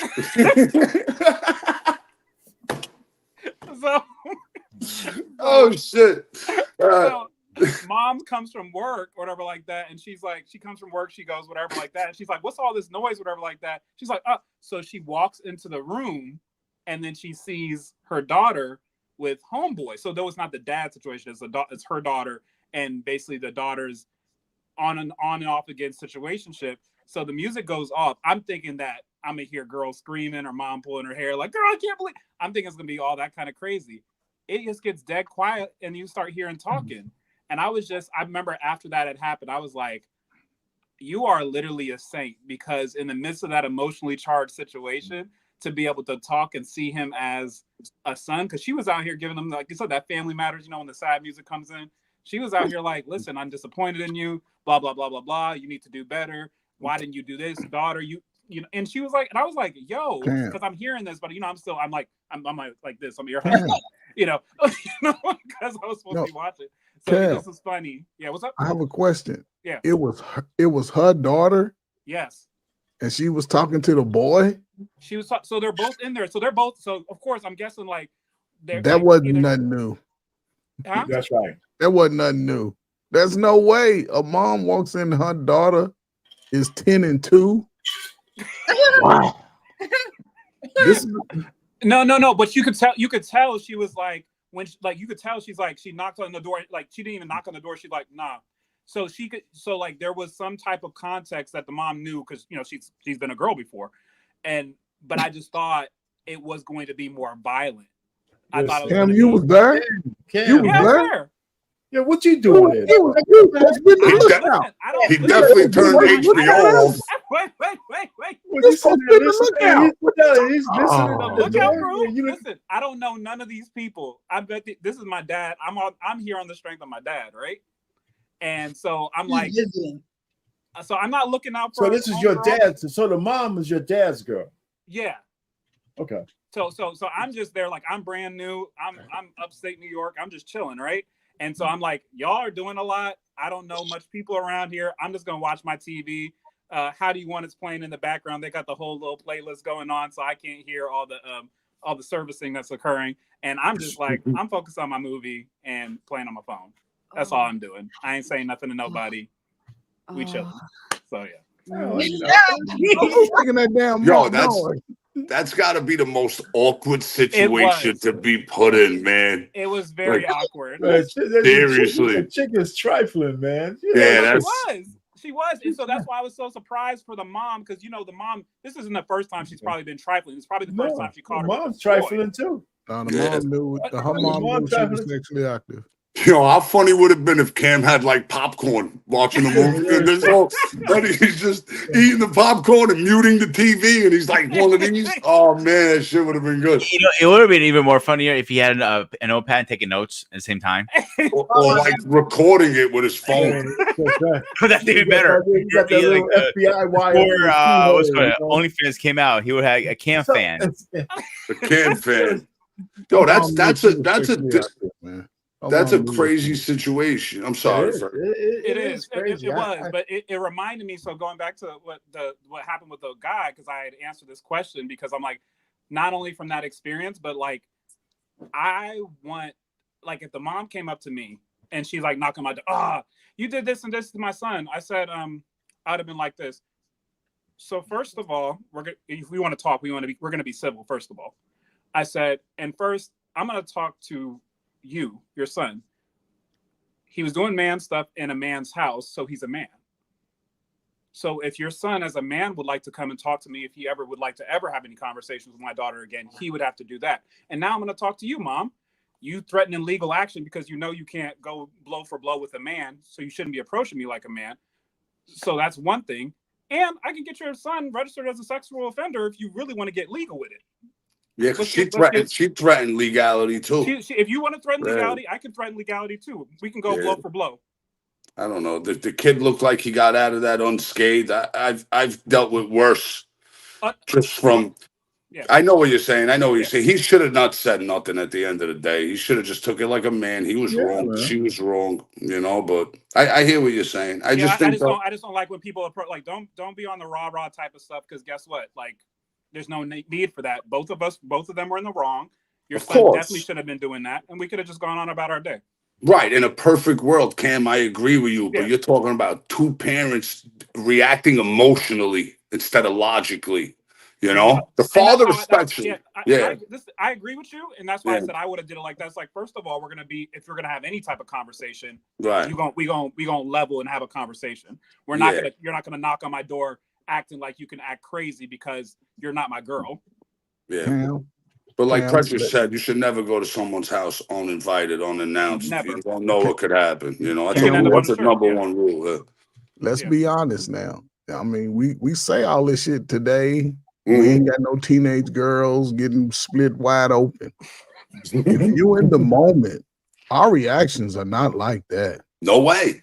Agree. Ain't no way. You walk in and you can hear. It's like she probably heard that shit from the driveway. Like, I know they ain't in here with this shit. Which is listen. But which you is walk why I was in. surprised, because I agree with you. If I was in that situation and I come in there and my daughter's doing that, I would have been like, I can't even go into the room, because know what I'm gonna do? I got this. I probably would have set her car on fire or something like that. Oh, come on, Jesus Christ! No, I would have had to do something else, because I'm like, I can deal with that. I can't deal with seeing it. Set off the smoke alarm. Set off the smoke alarm. Yeah. Car on fire. No, I would have had to do something. Like, I would have been that angry. I would have been like, I have to do something else so that I don't put hands on them. Yeah, release a bobcat into the bedroom or something. You know, something. I hear you, Ken. Yeah, no, I don't have a fucking bobcat anywhere near me. You know, but it's a tough situation. I thought the father handled it surprisingly well. I agree. Yeah. You know, I thought he handled it surprisingly well. I thought the mother I understood the mother's point and her position, but that finger pointing and the finger got me. Talk to your son. I don't even give the mother a pass. She got a big giant ass dude that you're treating like a pussy. Yeah. And you know, when he gets out there in the real world, ain't nobody. He you know, if he don't know how to handle himself and he's getting that big, he's in trouble. Facts. I agree. Yeah, there's some people just don't do a good job of teaching their kids reality. The reality is you did bad. And the father was cool as fuck. He's like, yo, he knew the rules. He broke the rules. That's it. You know? One, he trespassed in my house and he broke the rules. And now you're in my door coming over the threshold with your fingers. Yep. Your son is lucky he ain't really hurt. Yep. And I hope that daughter leaves him, because that's a bitch move on his part, you know, and she should be like, all right, he's clearly not a man yet, but who knows, man? Who knows? They love him like that, man. Sadly, but we know how those things can play out. Yeah. You know, everybody fails in this situation. Oh, there's no perfect way to handle it, right? Yeah. As a father, he's playing cleanup. And if you sort of coming at the daughter like, I don't want you with him, if she's already tasted the rainbow, she's going to talk to him whether you want her to or not. You may also rebel intentionally, but what I'm saying is, if the daughter was able to look down the road, she should be like, is this really a guy for me? You know, handling something like that, he's not behaving like a man. You know, I'm not saying the father. The worst thing the father could do is tell his daughter not to be with that guy. Yeah. You know, it's the worst thing. That's where the conversation needs to be had consistently over a set period of time. Right before that, I don't want to see you with this little dumbass boy. He lucky it wasn't my daddy, because my daddy would have slapped him out the window. Oh, it's over. It's over. He's catching a charge. My fault's catching a charge. Yeah. He needs to have the conversation with his daughter. Yes. Often, and if he's not capable of doing it, find someone else who is able to convey that message, because this is what we see a lot already. Yeah. A lot of parents allow their children to go into their bedrooms, shut doors, in there 4 and 5 hours, and a motherfucker 16, 17-year-old, he got a boner when he tie his fucking shoe. Yep. He trying to satisfy that anytime in a female's in an intimate setting. Listen, that's the problem. So it's a good time to have a conversation. Yep. The mother, she's typical of what happens in most cases. It's not about what the child's behavior is. It's about you said something, I did something to my child. That's why a lot of people be like, I don't want to talk to these kids. You can't talk to them. You come in my house, you get whatever you gonna get if you disrespect that moment. Right. Simple as that. I think the guy was more tolerant than he needed to be. Yeah, he was. I think the mom, the son put his mother in danger, but I would have told him, I said, listen, you got to get out in front of my door. I don't care how you feel about your son. You come in my house again, I'm gonna kick his ass. And simple as that. So you can leave right now, and he can leave too. And if you want to call the guy, I mean, how much can you take somebody doing that? Yeah, and you know what Coach said? I'm sorry. Go ahead. What Coach said made a lot of sense. You let these kids in their room for hours at a time. Oh, yeah. Clearly, they're not responsible enough to be in that setting. You're going to have the unplanned pregnancies. You're going to have a lot of the shit that you really shouldn't have. And it's just, there needs to be more adult supervision. There needs to be rules that they respect. And I'm not saying don't let 16-year-olds fuck. Excuse my language. That's all I wanted. Like you said, tying your shoe. The wind gave me an erection. But they don't have to be 16. My daughter was grown. She had a guy that she liked. She was working. She was in her 20s because they moved back in the house. So she had a guy they were in a relationship. I mean, we had like a family dinner and all that. And he said, well, since we're like, because I know she was probably having some sex with this guy. She's like 25 years old. They would go somewhere else. My house was off limit. Yeah. But he always wanted to try to, hey, listen, you got a room upstairs. Let me stay with you, blah, blah, blah. So my pops ain't going to have that. Yeah. And he kept asking her. And she said, listen, you got to stop asking me because I don't care how close you think you are to the family. My pops, he told me the only person getting some sex in this house is me. Yeah. Yeah, that was it. I don't care how old you are. And so they kind of end up. Let me ask you a question. Let me ask you a question, Payne. If and maybe I'm in the minority here, but even if my daughter's married and they spend like Thanksgiving weekend at my house, I still don't want them fucking under my roof. You know what I'm saying? That's my daughter. I don't have that bag. They have like that bag you sew their asses up in. Yeah, you stay in the basement. Yeah. Are you going Amish now? Are you going Amish on us? Yeah, right. Bro, it's disrespectful. It's just rude and disrespectful. That's not how I was brought up. Most are joking, but when I was younger, I was staying with one of my girlfriends because I was living far away. The rule was I had to be in a separate bedroom with her for the first 6 months. And then eventually her parents got to know me and said, "Oh, you're not a bad guy. You can sleep on her on the floor with okay, fine." On the floor in the same bedroom? Yes. It's the same thing. It don't matter. You guys can share. I didn't see nothing happen. I never said little Pete didn't come out to play. So eventually that was too uncomfortable, man. I tell her, listen, just like you said, Joe, even if they were married, get yourself a hotel. Right. Yeah, exactly, bro. All that because I don't want to hear no squeaking, none of that shit, man. Because if they're together, they're gonna be doing it. I don't want to hear that. No, you shouldn't. You shouldn't have to. I don't want to hear it, and I don't want you to give my wife any idea. Yeah. You know what I'm saying? Get out. Yeah. I don't want to hear that shit. I don't want to see it.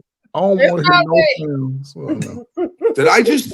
I'm bugging out. I think, but all right. Precious, what about you? What would you if you're? She's waiting. No, because she hasn't really given her that one. I can see her. She's guilty conscience. What? She hasn't given her opinion on this. My home was like Fort Knox. Okay, there was no you coming up in here and you being in the living room, and no, you at your own residence, and I'm at my own residence.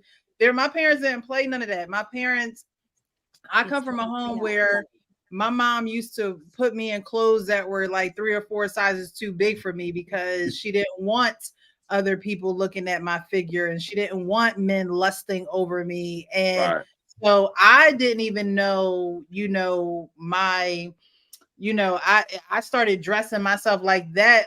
Honestly, in college, I also played basketball. So I was always in swishies or a hoodie, sneakers, so I wasn't exposed to things like kids are today. I just didn't live in a home where I was exposed to those things. My parents kept us very sheltered.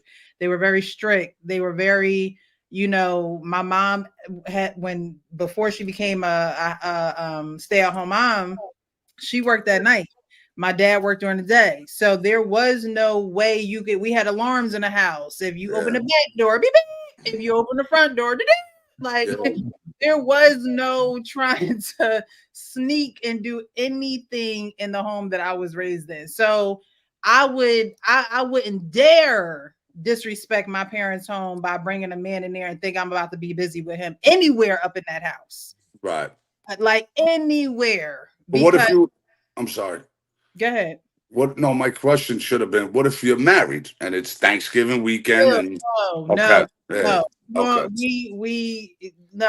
We're not doing nothing in my mom and dad's house. And I don't even think the man that I'm with would even try to even suggest that or make an innuendo. You know what's funny that you mentioned? I'm sorry for cutting you off. I don't stay at people's houses when I travel like that. Me either. I have to get my own hotel. I mean, even when I went to see my brother, he got a big ass house. He had all that stuff. I said, me and the wife, I had my girls with me, but I said, shit, I'm gonna take this opportunity. Got a hotel room. It's close enough to the house. So we can go there and hang out, but we left the kids over there so we could have some time alone. I don't like going to nobody's either. I don't like.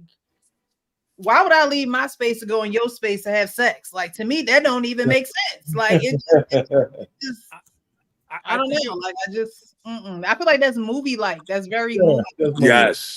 But in-laws, and then you having sex and something crazy happened. Like, I just feel like that's to me not realistic for how I got a little bit of other reason why I don't like that. But I don't like taking a number two in nobody else's house either. Facts. I won't do that either. I want my hotel. I can just close the door and just chill out. I can't. If I gotta go, I want to be at my old place. Look, let me tell you something. Let me tell you something. My mom taught me. Okay, if I gotta go, I gotta go. My mom taught me always carry matches with you. Okay, because if you need to mask the smell of your ish, the sulfur from the matches. Look, I have always been that way. I am not holding nothing in my stomach. If I have to go, I have to go. Oh, I mean, if I had to, yeah. Precious, you're a lot nicer than I would have ever been. I was just drop that douche in and I go, heads up. I just drop a grenade in that fucker. Here's some alarms. Like, I mean, fucking alarms up. I would literally tell him I just dropped a WMD. Does anybody know what that stands for? Weapon of mass destruction. Weapon of mass destruction. No, I have people walk in it. You can ask King. He walked into it once. Oh my God! Walking around all Precious. I'm like you. I got to go. I got about 45 seconds to do what I got to do. I ain't got time to be trying to wait till I get off the road. No. You go. If you gotta go, you go. But you try to avoid that. But again, I stay with incense, but like what Payne said, like it's just like I stay at a hotel today. Maybe I'm weird because I stay over at my friend's house all the time. When I travel to Maryland and see King and CQ and all these guys, I stay with them for like 2-3 days. And like I do it once a year. I don't do it all the time. I hear you. No, but friends don't matter. Friends, I drop deuce in every bedroom my friends got. It's my boys. Yeah, we'll take pictures of it. Look how big mine is today. Yeah, I stay with them all the time. No, but if there's women, if there's like wives in the house and women, it's different, bro. It's different. Dude, man, follow the 2-second rule, man. Like one of their wives walked in after I went What's the 2-second rule? Man, as soon as that shit hit the water, man, you flush. Oh, you flush. You flush it. Yeah, but what if they hear you flushing like 3-4 times? No. What happened to me last time over the I- summer is literally I just drop the WMD. I hear his wife goes in. I hear, "Call you." I'm like, "Oh shit, your wife probably is pissed right now." He goes, "What happened?" I took a shot. You're an asshole, dude.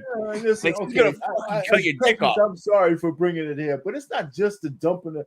I'd like to take my the worst kind of shit is the one you gotta rush. Yep. You I don't rush. Fuck that. I don't Yeah, you want at least 30 minutes to just spread your toes out and shit. Hang on. I'll be right back. I got something to show you. I'll be right back. Some people get naked to Yeah, I can see. I pay you probably turn your feet on the side and everything. Yo, y'all legs about to fall asleep. Y'all got comfortable. I read 2 articles and shit. Let me tell you, I'm scarred, man, for life from just camp life. Yo, could you imagine being in the bathroom and just yelling from the bathroom? Yo, what's the Wi-Fi password? All right. RP. I might as well log on while I'm This is here. what I got for you, buddy. Here. the white. The dude wife. Oh, he got the Wow. he got everything ready. Okay, respect. Yeah, I gotta do it too. Man, Yes, you better not come walking in my house with no damn wipes, man. No, I'm not walking in somebody's house with no wife. I bring them to work with me, dude. I have it literally in my bag. It's one in my I'm bag. to get real There you go. comfortable here. I got my dude wipes and everything, Yeah. man. Could you imagine you go to someone's house with pastries, a bottle of wine, and dude wipes? Just like under my armpit. You know how they put the newspaper back in the day under here? Yeah. Shit. Okay, man. yo, Precious, Wow, Precious, this man, might it's be your wild. monetization thing. You should have like a comfort pack for men, and you just have some incense, some matches. You have some male wipes. Yo, wait a minute. Let me ask you a question. You can't flush those dude wipes. So what are you going to, if you use them, you're going to just throw them in the garbage can? Yes, you can. It says flushable right here. Yo, that's a trick. None of them are flushable. Nah, none of them are You flushable. can't flush them damn things. No, not only did you drop a deuce in your friend's house, you're going to have them call a plumber that apparently there aren't any no more because no one's learning trades. Yeah, no one's learning the trade. Oh, you just caused them a big fucking headache, bro. Jeez. They're not flushable, even if they say they are. No, Yeah, don't yeah, flush You them. can't flush those Don't damn flush things. them. Only in I've a been using these. Put them in the trash. I've been using these at my Yeah. apartment for over a year. I never had an issue. Oh, you're you in got a about- You're in a you- commercial property, so like Yeah. that's on them. It's coming, cuz it's coming. Yeah. So it's just a, Why are you not supposed to wipe your behind and then put that No. thing in the trash? So this is how you're supposed to do it. They killed you, didn't you wipe your ass, you throw them out. Then you throw that bathroom garbage out. They lying and saying they not flushable. I never flush them. I did it once. It ruined, like I had a flood. You can't flush them. They lie to you, man. I'm telling you, these consumers, these So over places. time, they don't break down fast enough. No, they don't break down. So my stepdad, he's a commercial plumber, and so he was telling me, he's like, no, they don't break down. So like, let's say he's going to his friend's house and he does that, he could probably get away with it. But if they've been constantly using them or it was used in the system, like they don't break down fast enough. So they say they're flushable because they can actually make it through, but they don't break down like tissue. Right. And so like it eventually will mess things up. So he can go and handle his business probably like here and there, but if it's used for any length of time, like even probably for about a month or two consistently, it'll probably cause a problem. Well, make sure y'all pour bleach in y'all commode at least once a week. Oh, I clean my bathroom more Just than pour anything. about a cup Yeah, of bleach in it and let it sort of just disintegrate everything. Just Well, Precious is gonna have the pack. She's gonna have the male wife. She's gonna tell you how to dispose of them. She's gonna have the incense. She's gonna have the candles. She's gonna have the whole thing. Precious is in shock that we're talking about this shit. That wasn't the plan. Oh no, she's gonna sell. We- She's No, gonna I'm be cool. pack. I'm cool. I can't believe them things not flushable. They lie. They lie. But you also No, gotta have that's the biggest lie in the history of consumer products. Man, They one straight up thing I tell would you. recommend if you ever get these, get the extra large. man. Come on, man. How big of an asshole do you have? Right. I'm big enough. I'm from New York, bro. I didn't know. I'm from Long Island. You want to say more? And Queens. Hey, Oh Different shit! sizes. I thought they were different. You learn something new every day. Yeah. They Even got if your- So Precious, in your man pack, make His sure wife's you are put this some big. That's Don't funny. pull it, Oh, don't pull shit. it out. Don't pull it out. I knew you were gonna pull it out. And then what do you do, bro? Oh, that's extra large. That's an extra large. Yeah, Yeah. medium. That's Your large fingers money. are Oh, done. baby Your fingers are hand. That's wrapped. a little It's baby. disgusting. Yeah. So No, the let me small ask you ones are this. literally like half the sheet. That's a big ass wipe, bro. To be honest Okay, with you, so clean a whole table with that thing. do you fold it and then use it again? You know, you Oh, fold wait, it. come on, man. Y'all getting this Oh, straight. Yo, wipe I physics just is wanna know. crazy. Wipe physics is crazy because you can fold it 2-3 times. You know? But I bet you guys didn't know which way you're supposed to hang the toilet paper. Is it up or down? I don't know. I don't even on, hang it man. no more. I just put it right on the sink to where I can Yeah. reach it. The pad. Oh, If you shit, look into the man. pad, Come on, Yeah, man. I don't care. We're not doing the over. We're not doing the over. No. No, Oh, I we don't doing even- over. I don't even hang it. I want access to it everywhere. Just doesn't Honestly, yeah. Y'all shit splattering out the side of the Hey, lead. at least Y'all we didn't start using the 3 seashells yet. Okay, What? please. Okay, wait, Sparta. I need you to. Yo, I never understood that. That still perplexes me to this day. The what? What? What is it? The 3 seashells. The three You're a professional seashells. cheater. You guys never seen Demolition Man? Demolition Man. You guys never seen that? I did see that. That's with Stallone and John Claude. Yeah, they didn't have. They in the future they got rid of toilet paper. They used 3 seashells. I have no idea how. I think it sprays your ass or some shit like that. I'm not. 3 seashells? That sounds like it hurts. Seashells by the seashore? That's No, funny. it was. I think it was a joke, but I also wanted to know. It's like, is this actually like a real concept? So they have 3 Nah, man. If seashells. it's in Oh, Demolition no, Man, man, it that ain't shit real. scrape the lining off your cheeks. What you talking about? No, Actually, what they're telling you is that the seashells have an anomaly in there, one of those things, and it comes out and it eats your shit. What? What, like a snail? Like a snail? in there. Yeah, it Like comes a out. snail comes out and That's the only way I can see how it works. I can see the shit off your ass now. Payne, you have some weird fantasies, buddy. Your shit ain't no. Your shit work weirder than everybody. You carrying your shit over there like I got my wine. I got my snacks. Not a wine, I got my a wine, wipes. a candle. I usually have a tablet there too. Yo, that's actually really funny though. You bring your own dude wipes. Christmas dinner. Hey guys, I got the wipes. Oh man. I walked away. You know, call me crazy. I have an issue with public bathrooms. I don't. Yeah. I'll drop a Right. deuce in every bathroom there is. That Fuck part I don't that. have a problem. If No. no one putting my ass on that, who knows who else sit on that toilet? Bro, I'll put a stack of toilet paper on that. You don't make the birds nest. No, I gotta You get make a bird's comfortable when nest. I'm dropping one. You Yeah, gotta make a okay. bird's Yeah, nest. you Man, what gotta. you talking about? I always It's 2 things line- I carry with me all the time: is dew wipes and sanitizer pads. Then after that, I do the bird nest method. I mean, I don't The trust. bird nest No, method. Here's a good one too. Public bathroom. Put a bunch of toilet paper in the bowl so that when you Don't poop, splatter. the It don't water don't splash splash. The water Oh, don't the- splash on you. Blowback This is is a crazy. fucking Yeah. Man, let me tell you. Listen, I don't know about you guys, but if you've never been scarred by camp, I used to go to a camp, and they had the communal bathrooms, and the toilets are lined up right next to each other. Right, so, Oh, the so porta you know, potties. when you had to go to the bathroom, you're here, and there's no stall. You're just sitting on here. The guy, Oh, they were just wide open. Yeah, it's just Hold wide on. open. Hold on, It's hold wide on. open. Hold on. That's in the military too. Oh, If yeah. they can So train you them- up there, blah, blah, blah, blah, the guy next to you. I swear, and then maybe around 10 feet in front of you is the lean-to, right? So guys are taking a piss in that, and you said, man, we used to try to listen. I'm in the camp, had beers, everything. People would get up at 3:00 in the morning. So just to get to the bathroom, it's cold. It's just if you can have it by yourself.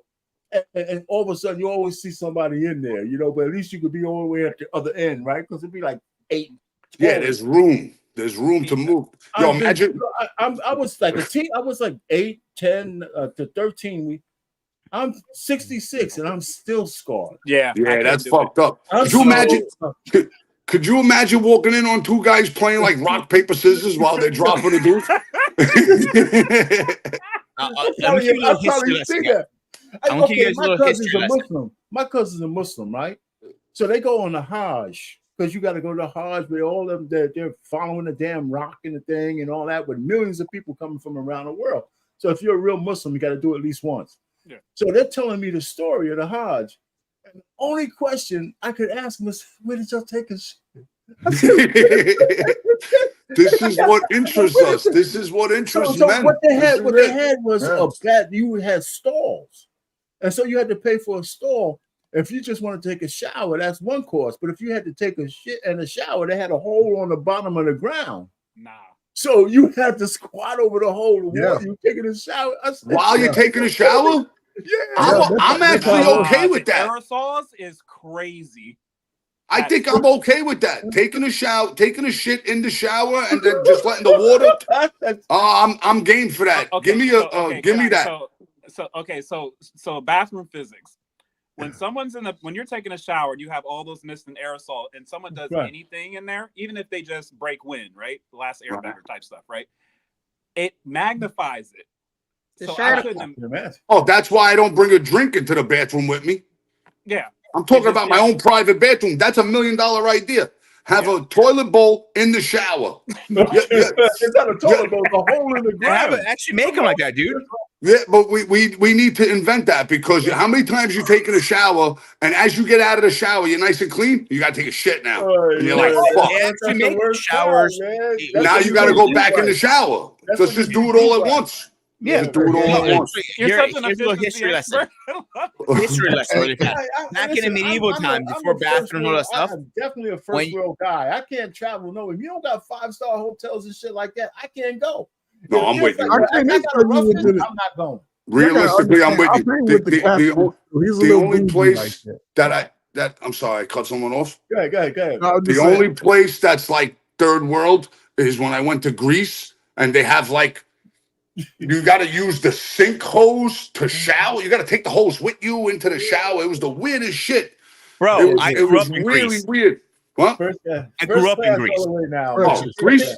Greece is dope. It's just like some of the things they use in those old school places. The old school country ones. Let me give you a little history lesson. Back in the day, back in the day, in castle time, whoever was on top of the castle to take a shit, the bathroom should hang out outside the castle a bit. So you had to aim your ass in the hole.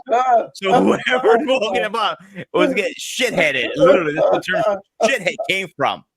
So yeah, but everybody had good aim. I'd fuck up. Not everybody had good aim. They placed their asshole up against the hole.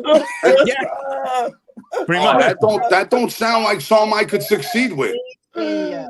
Sorry, Coach. Coach is calling the 22nd right now. Right there. You cannot have a light-skinned dude and 2 white guys up on the panel. No, you can't do that shit. No, but it's unique.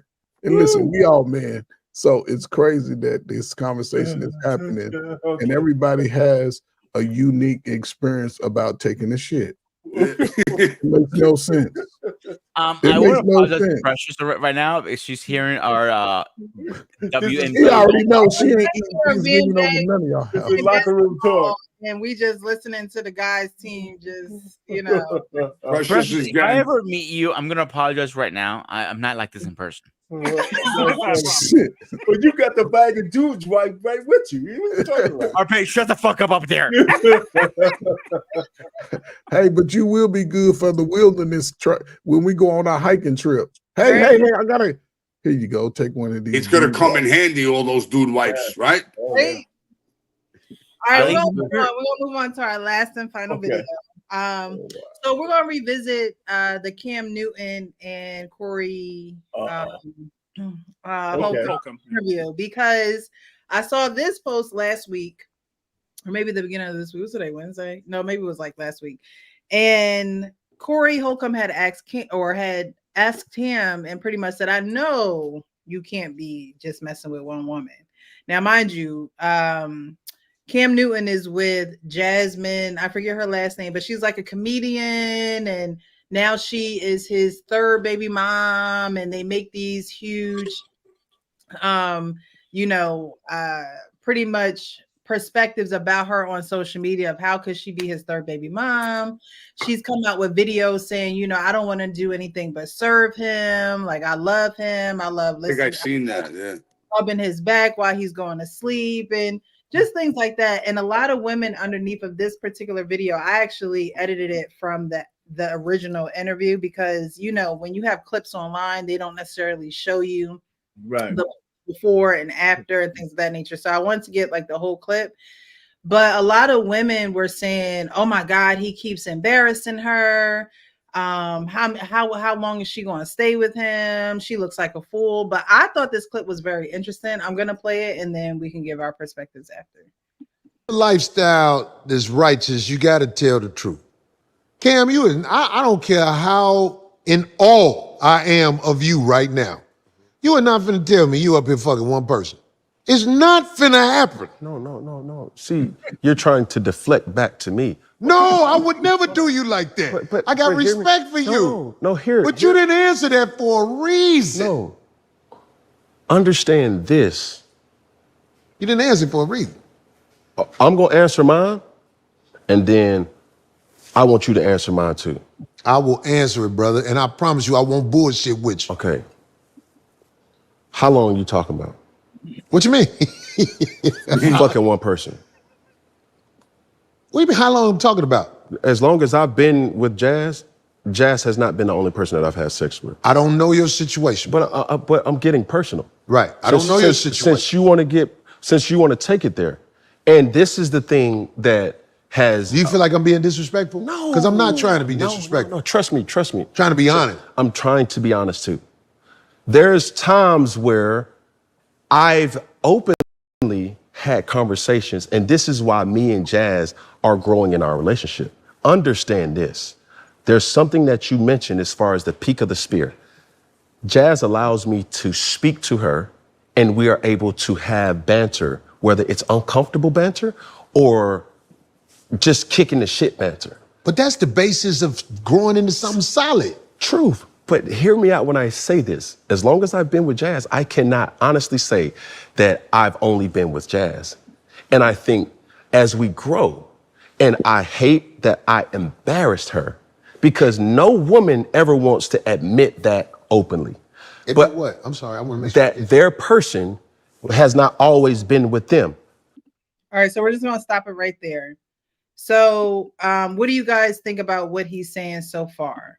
Since he's been with Jasmine or Jazz, I don't even call her Jasmine, but since he's been with her, she hasn't been the only person he has slept with. However, they can have open conversation about him. Coach Ferg, they can have open conversation about him sleeping with other women.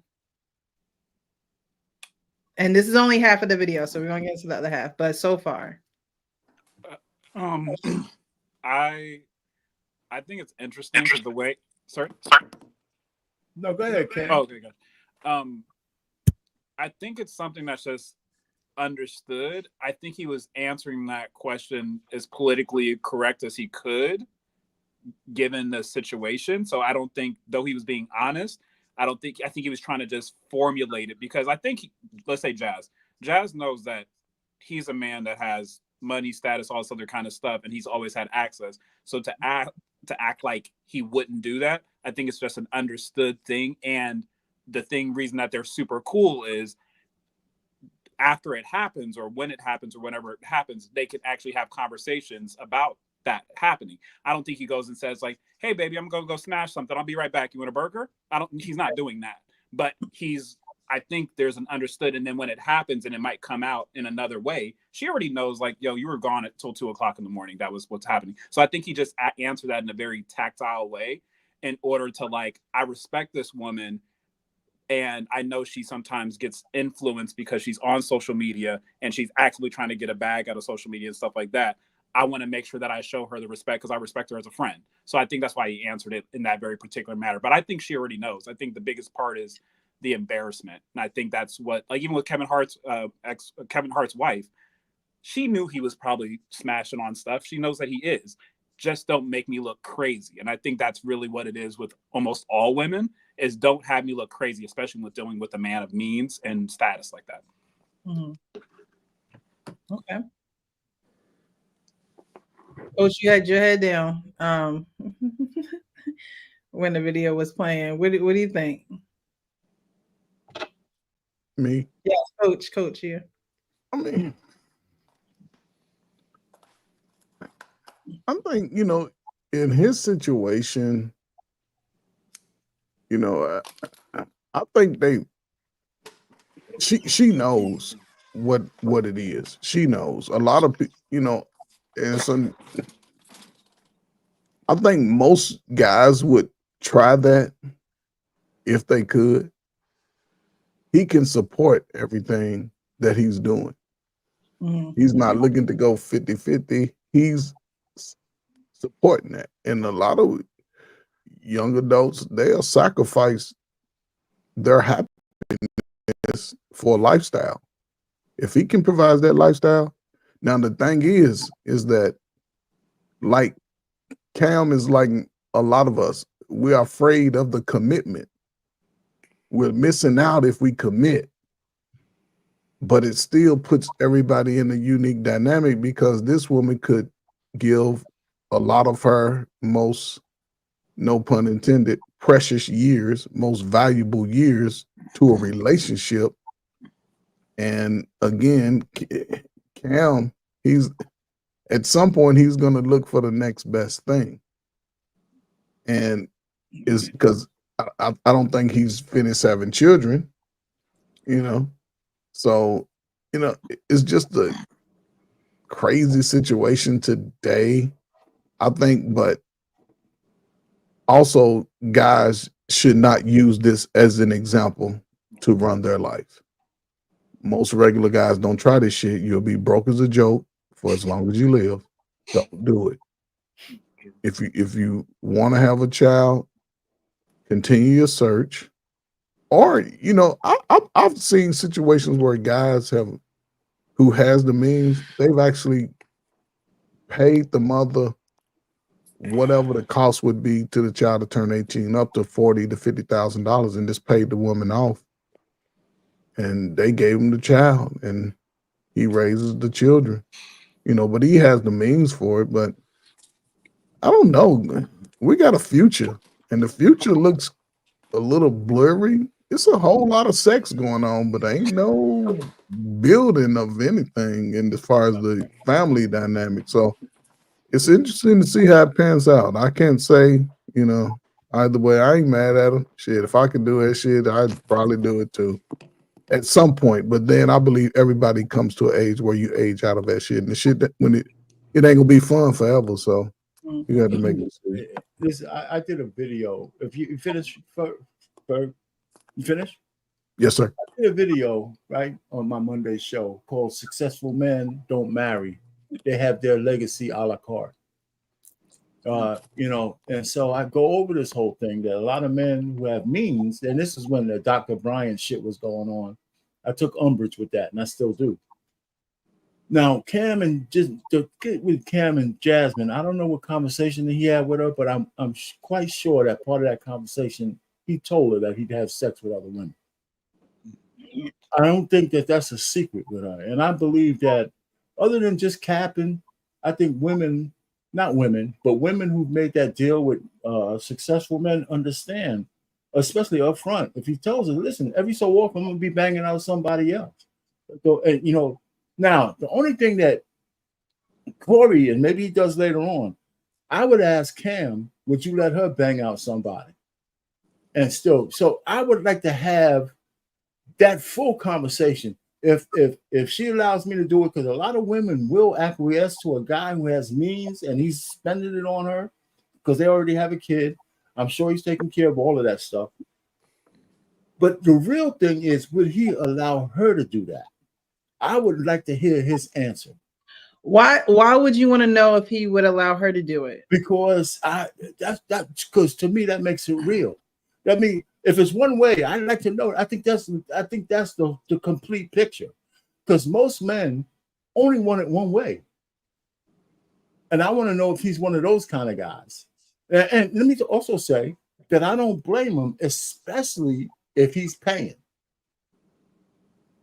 If he's paying for what? Sleeping with other women?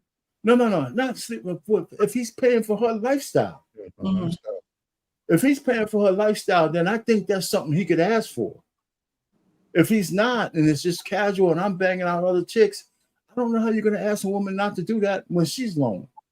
But if I'm paying for everything, your kid, your household, all that kind of stuff, I think I have the right to ask that. Now, you don't have to comply, right? You don't have to comply, but that's what I would ask. That would be the deal that we make. That would be the deal that we make. And the rank and file women don't have to like that. I'm just telling you the truth. But I think it's okay as long as he sets it up in the beginning. Mm-hmm. I don't think she's surprised that every so often he goes and have another chick. I don't think she's surprised by that. You know, so that's my whole thing. So is he wrong? Is he right? I don't think right and wrong applies to this. Mm-hmm. You know, it depends on the prism of your worldview. Now, so people down here like me, I couldn't demand that of my wife or the regular guy. You can't really demand that kind of shit. But if I'm changing your lifestyle and the way you live, you could, you know, first of all, let's get something straight. Most women are giving babies to guys who can't rub two goddamn nickels together. True. Right? And so if I can provide you something you can't get anywhere else, I should be able to ask you for some shit that might make you uncomfortable. I think so. You know, so if I'm a rich man like a Cam Newton or Nick Cannon, I should be able to say a couple. Now you don't have to agree, and you don't have to comply.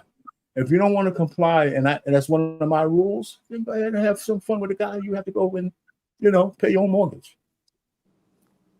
That's as simple as that. You know, I look at Isaiah 4, chapter 4, verse 1. Women are more and more women are sharing the same men. It's just the way it is. It's like a prophecy. Yeah. You know, so whether you believe in that or not, because it's got to be context. I believe the newfangled relationship is leaning towards that. I'm gonna land it here. I think women of today want men to be traditional, but they don't want to be traditional women, and that's unfair. You want me to be traditional? You want me to be monogamous? Well, you know what? How about not being why should I take all, Cam Newton also takes these women with babies. A couple of his girls have, kids already, and he's raising those kids as his own. Mm-hmm. So I just think that a lot of these guys get a bad rap. I don't think if he's lying to her, that's one thing. But if he's telling the truth, it changes the game. Because she's accepting. I'll land it there. Okay. Welcome, Joseph. Thank you so much for joining us this evening. How are you? What's going on? I don't know if he's there. All right. Before anyone else goes, I'm going to play some more of the video just so we can get a little bit more. Yeah. Only. So to that point, I'm bringing it home. What has allowed us to begin to get closer in a relationship is that I don't feel that she judges my action. She holds me accountable to my action. And she asks me certain things that, how can I do certain things to better so that this won't be a normalcy for you moving forward? I've never had nobody to really understand how I think. So there's been times where, okay, cool, we're keeping it above. Me and Jazz locked in where it's like, are you okay? No, babe, I'm feeling weak. Okay, what does that mean? Now, folks gonna sit up here and say, oh, she's stupid for doing that. She's giving me something that this is my friend, this is my confidant, this is my person that I go to for recharge. This is my place of refuge. I'm going to her and I don't have to hide nothing from her. And when I see the longevity of our relationship, I know that it's working. It's not that I'm taking advantage of her. If anything, she's giving me something that I've never had. So I have to nurture and protect her. And she's been able to protect me and nurture me as well. In those situations, she has held me accountable to tell me, that made me feel fucked up, babe. I ain't gonna lie to you. But why, babe? Okay, you gonna sit up here and be with this chick and not be with me? And you playing with me? Okay, cool. Let's go on a walk. Let's talk about it. Let's understand. It's not always one dimensional where I'm speaking how I want to do and vice versa. I think she speaks on how it makes her feel. I speak on how it makes me feel, and then go about it like that. So I don't promote multiple this, that, and the third. I don't have a network. You see what I'm saying? Understanding, as long as I've been with Jazz, I'm being completely honest by saying I have been with other women while being with Jazz. At this point of my life right now, I think where me and Jazz are, she's helped me nurture me to being exclusively to her. And it comes with time, that comes with patience, that comes with uncomfortable conversations that say, hey, babe, well, hold on. You did what? Okay, not motherfucker, let me tell. No, that's not the energy that she's coming with. Of course. She's saying, hold on, but why though? But why? All right. That's the video. Okay, well, before anybody else, can I finish my thought with that? He's full of shit. He's full of shit, man. He's like he's a pimp.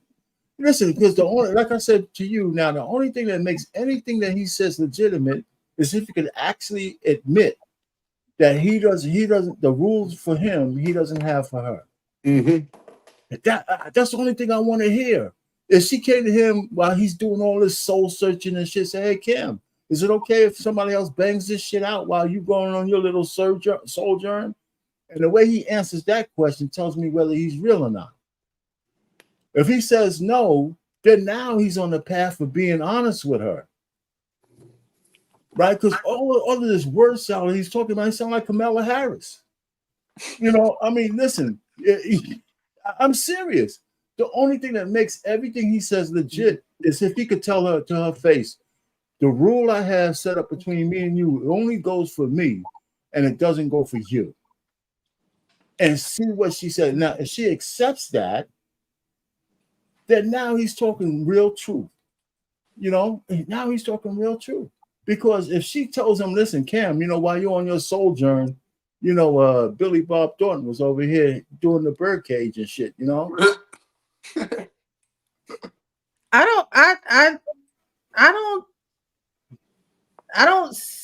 don't see them having, or I don't see her having other men the way that she speaks about him. Like the way that she speaks about him is like he's the only one. She loves to serve him. Like she's all into him. I don't see why she would feel the need to want to have sex with other men. No, okay, yeah, no, you're looking from her point of view. I still want to know what his answer is. If she wants, no. I want to know it. Listen, let's just say she wants to be monogamous with him, regardless of all the word salad he says. But I'll give you that. I want to know whether he would accept her having sex with other guys. Hell no. That's what I want to hear him say.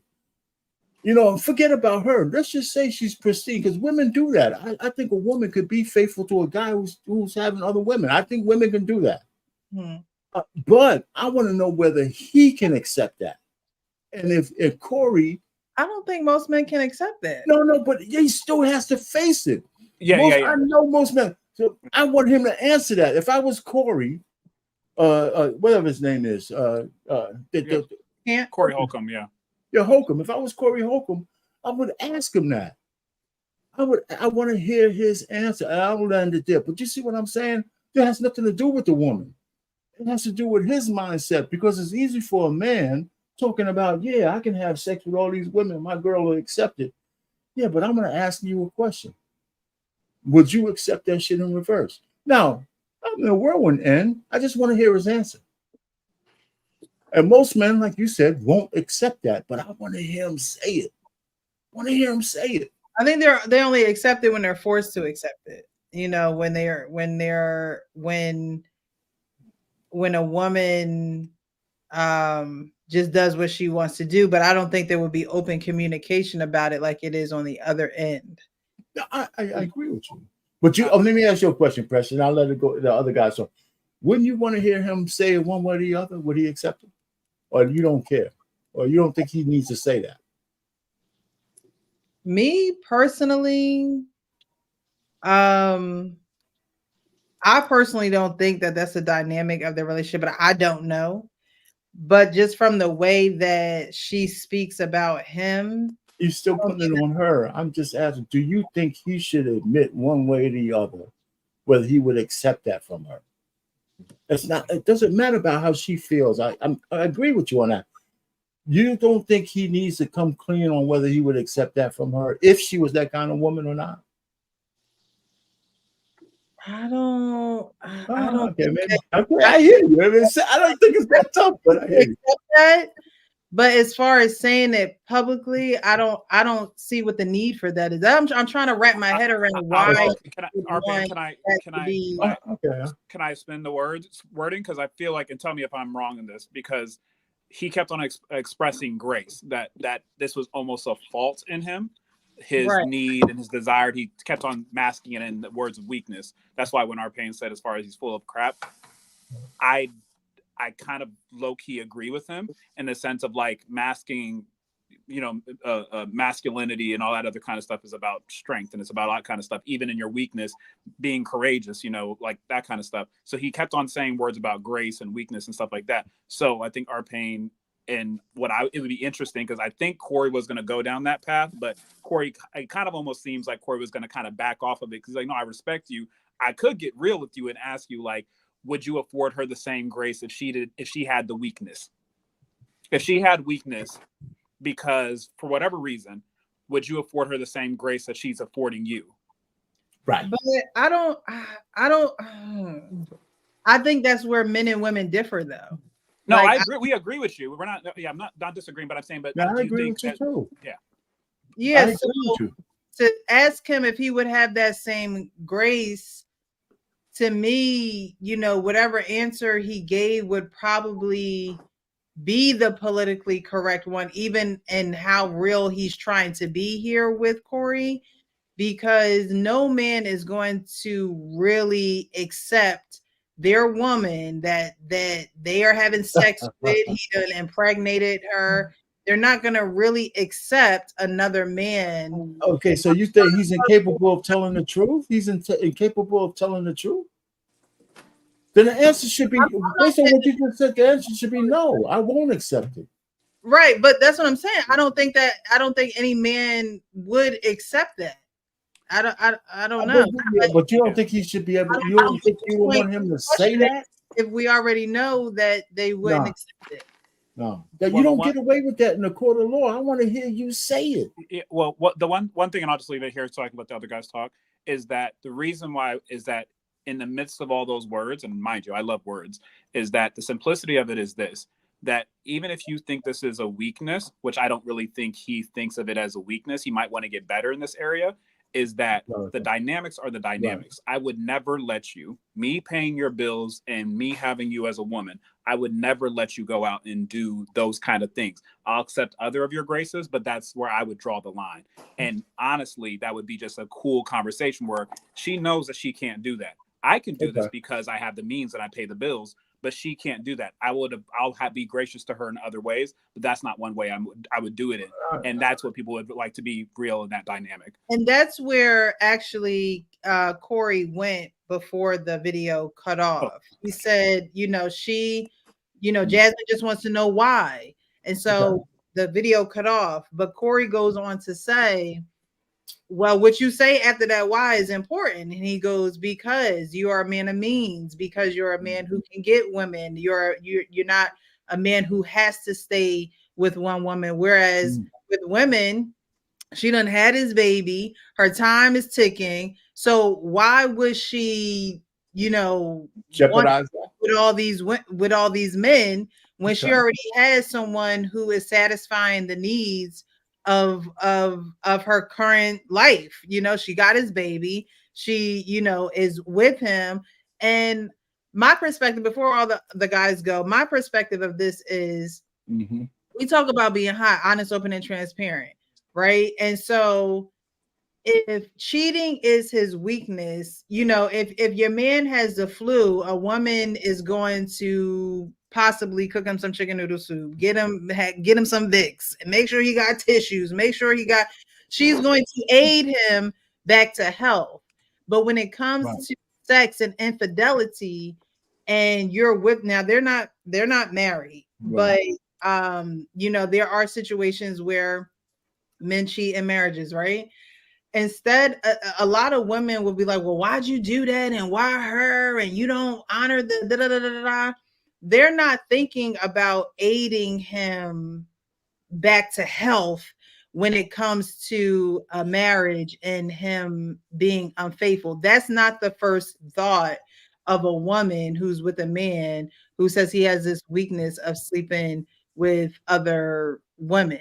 And I think it's unique that Jasmine, and we don't know their situation, what happens on in their four walls. We can only go off of what he is saying. I think it is unique that he can have these conversations with Jasmine, no matter how uncomfortable it is, no matter, you know, if she don't like it or not, and she actually handle him with a little bit of grace, because like he said, no one, you know, understands how I think. He said, you know, she doesn't judge me. And to be with somebody that doesn't judge you is huge, because men, y'all have y'all secret places, y'all have y'all things that y'all do that y'all can't just tell everybody that y'all do those things. You can be open about a lot of the things that happen in your life, in your day-to-day, in your personal business, that you could just go and say it to, because somebody's going to throw it in your face, somebody going to pick on you for it, somebody going, you know, judge you. And I think that a lot of men, if y'all were to be honest, you would want to be with a woman who don't judge you whatsoever. She takes you for who you are, no matter what. And sometimes in situations, the hard stuff is that weakness of being with a woman or sleeping with a woman, whatever the case may be. But if a man was honest, he would want to be with a woman that doesn't judge him and that can have these conversations without cursing him all the way up and down the house. I don't think she can. There's a class divide based on what you just said. The broken Dusty ain't getting that goddamn grace that you just talked about. Well, of course not. Of course not. There has to be given. There has to be some type of give and take. Broken Dusty is not going to get that type of grace because all you offering is dick. Like that's all you have to offer. I just want to hear you say it. Are we talking about here? Okay, so it's really that she's giving him grace because of what he's giving her then. Right, but he's what he's giving her, and she's also giving him something in return, which is lessening the gap of his weaknesses. I'll give you that. You know what I mean? I'm with you now. A lot of women who would accept a man, you know, you hear a lot of women, oh, he cheated on me, I'm out. That is the first answer. That is the first thing they say about men, and you know, to the broken Dusty man. She ain't saying about the Cam Newton guy. She ain't leaving like that easy. Some women might say it about even those men, because that's initially that's their first thought. Like, you know, I don't know with this. I don't have to da da da da da. I can find better. Blah blah blah blah. No, but at the end of the day, if someone you're in a relationship is going through a hard time and it's something that, you know, it's you're gracious. You're very gracious, Precious. He's going through a hard time, all right. He's going through a hard time. What I'm saying is, these are honest. Right? I need somebody to mute. Who was that? Sparta? Is that? I don't know who that was. I thought it was music, but if you are like literally, let's just take Cam Newton and his football and all of that out of it. I mean, let's just give him a little money. All right, he got some money. All right, but let's just take all the hype out of it. If you are having an issue in your relationship, would you want someone who was going to be down with you and help you, or would you want someone to be like, I don't care about your little issue, you need to get it together, but I'm not going to be the one to help you get this together? Most men would want a woman who is going to say, you know what, you have this issue, but I'm going to work with you. You have this issue, but I want to know how your mind works, so I know, like he said, What is it? Is there something that I have to do? Is there something, you know, what is it that attracts you? She talks it through with him instead of being accusatory and judgmental towards him. And a lot of men would rather be with somebody that doesn't judge them than be with a woman who has something to say about every 2 seconds of their life. I no argument. No argument. But what do you guys think about so I played the rest of the video. That was just my little 2 cents. What do you guys think about the video? Don't all speak at once now. Don't be scared. Don't be scared. Well, I'll go then. Nobody wants to go first. I'll go. So I'm going to push back a little bit because a real man who really wants a relationship will go after it. He won't start slipping around any women he finds. So he probably has some kind of trauma that he doesn't know about, or he's a fucking idiot. It doesn't matter how much money you have. If you find the right one, a good one, she's not going to put up with that shit.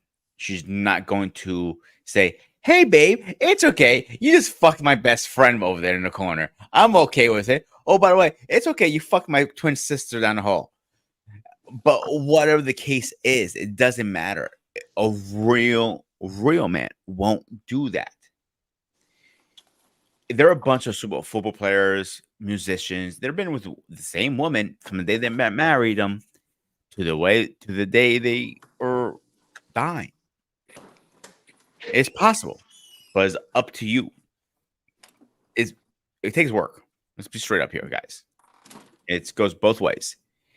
And, you know, our Payne's been married for 95 years. Yeah, what do you mean by real man, though? What do you mean by real man? What's a real man?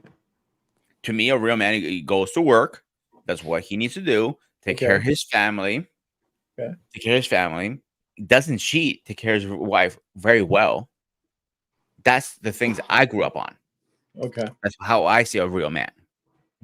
So the key is not. I don't need telling me, oh, Valentine's Day is coming around the corner. I gotta get her flowers. Why can't I just get flowers for the hell of it? Why do I have any specific day? Why can't I just send her flowers at work and say, hey, babe, I love you and I missed you and I want you later? Whatever the case I put on those notes. It doesn't matter. But I don't need a specific reason. I'm not the type of guy who goes, hey, she's hot over there, but my wife's hot also. I like to have both of them. It doesn't work like that. Greediness is not a good trade. Simple. And last time I checked, you know, if you're religious, you know, God doesn't like that at all. So it can bite you in the ass multiple ways. I believe in karma very well. If you put evil out, evil comes back and bites you in the ass royally. And getting bit in the ass doesn't feel good. The same. Sparta. Yeah. Thank God you got dude wipes just in case. I'm gonna push back on that because Go ahead. I love that conversation with you, brother. Yeah, in America, yes, that language is perfect, but to the world, they don't move like that. To the world, you can have 6 or 7 wives. Depends on your religion too. If you falling under the Christianity diaspora, yes, it's a form of controlling to minimize it. It's all of that. You can minimize everything. You control it. You give false truth to it. All of that is part of that. Yes. Now, again, it's just unfortunate that when someone such as Cam, Nick, Future, who live in that lifestyle, it's highly criticized, right?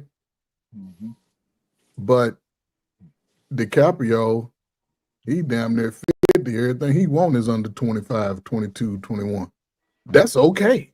He got a new girlfriend. It's on the little gossip show. He got a new girlfriend, new boo. And that's it. Boom. No questions, no nothing.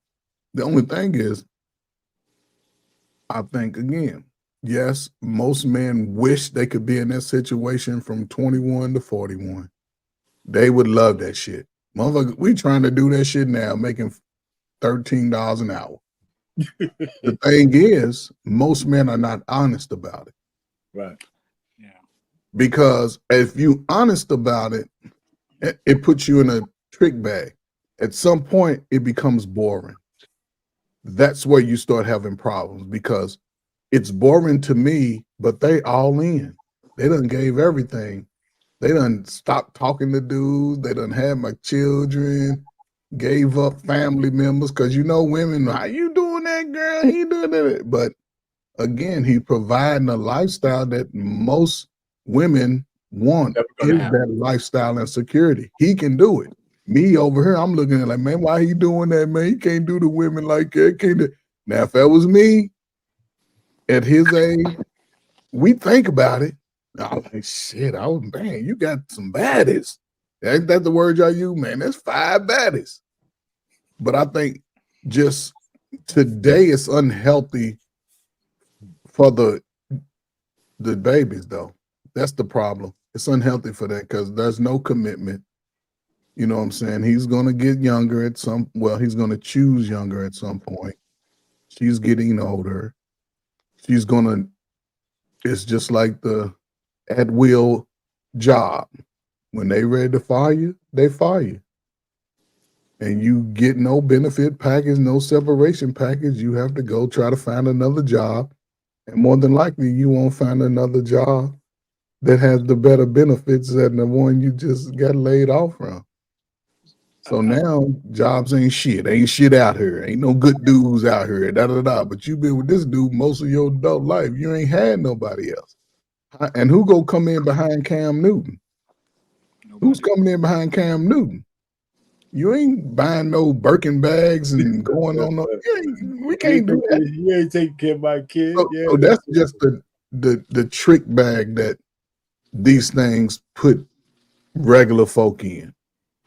You know, if people are not willing to make a deal before they get gray hairs on their privates, a lot of you motherfuckers gonna be out there sad and lonely and walking y'all little lap dogs and shit, talking about ain't no good women's, ain't no good man's. But why do y'all want to put yourself through that for the prime of your life when the world is going to open up like an oyster soon?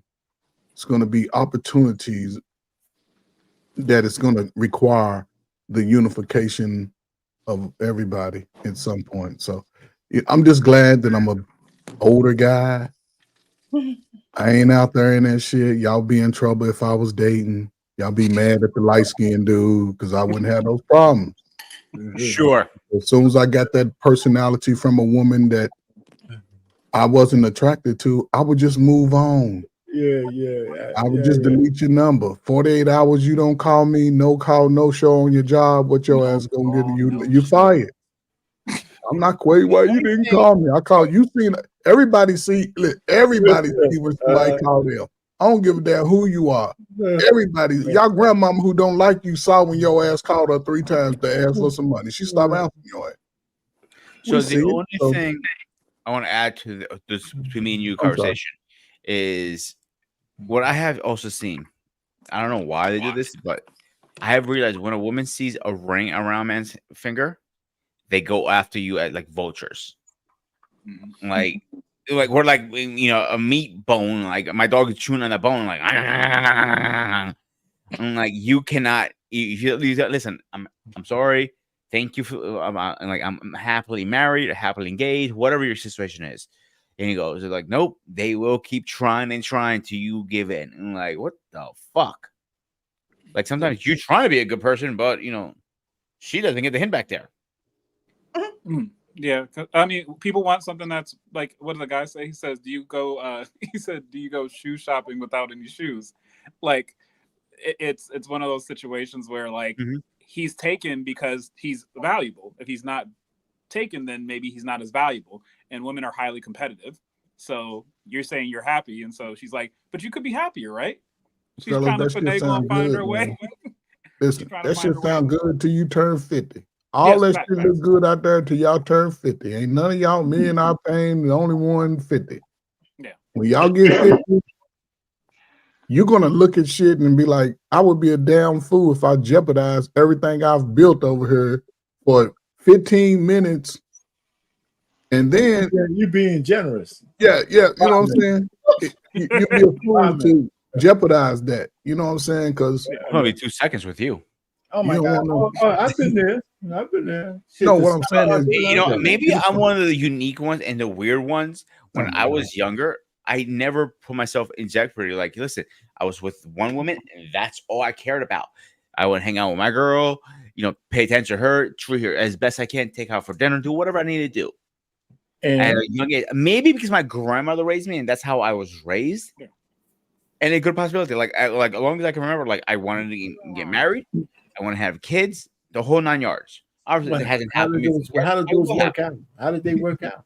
How did they work out? After all your simping days, how did they work? How did they work out? It's the reason I'm so single. Thanks for reminding me, RP. Thanks. There you go. Thanks, asshole. I mean, you know, I tell you, I'm right with you. Like, okay, who else is there? Who else? Okay, so Joseph didn't say anything yet. Well, because this sounds like rich people problems, and I can't. This ain't the type of shit I could deal with. When, and you know what? Listen, I personally think, to go back to what Payne said, I want to hear his answer because I know it's a trick question, right? He can't answer it either way. He can't say no because it's a double standard, and he can never admit to what we all know as men. Ain't nobody supposed to be with my girl if she's my girl. That's why it's a rule amongst men. Don't ever fuck with another man's woman, and it's just how it is, right? But these people got a ton of money.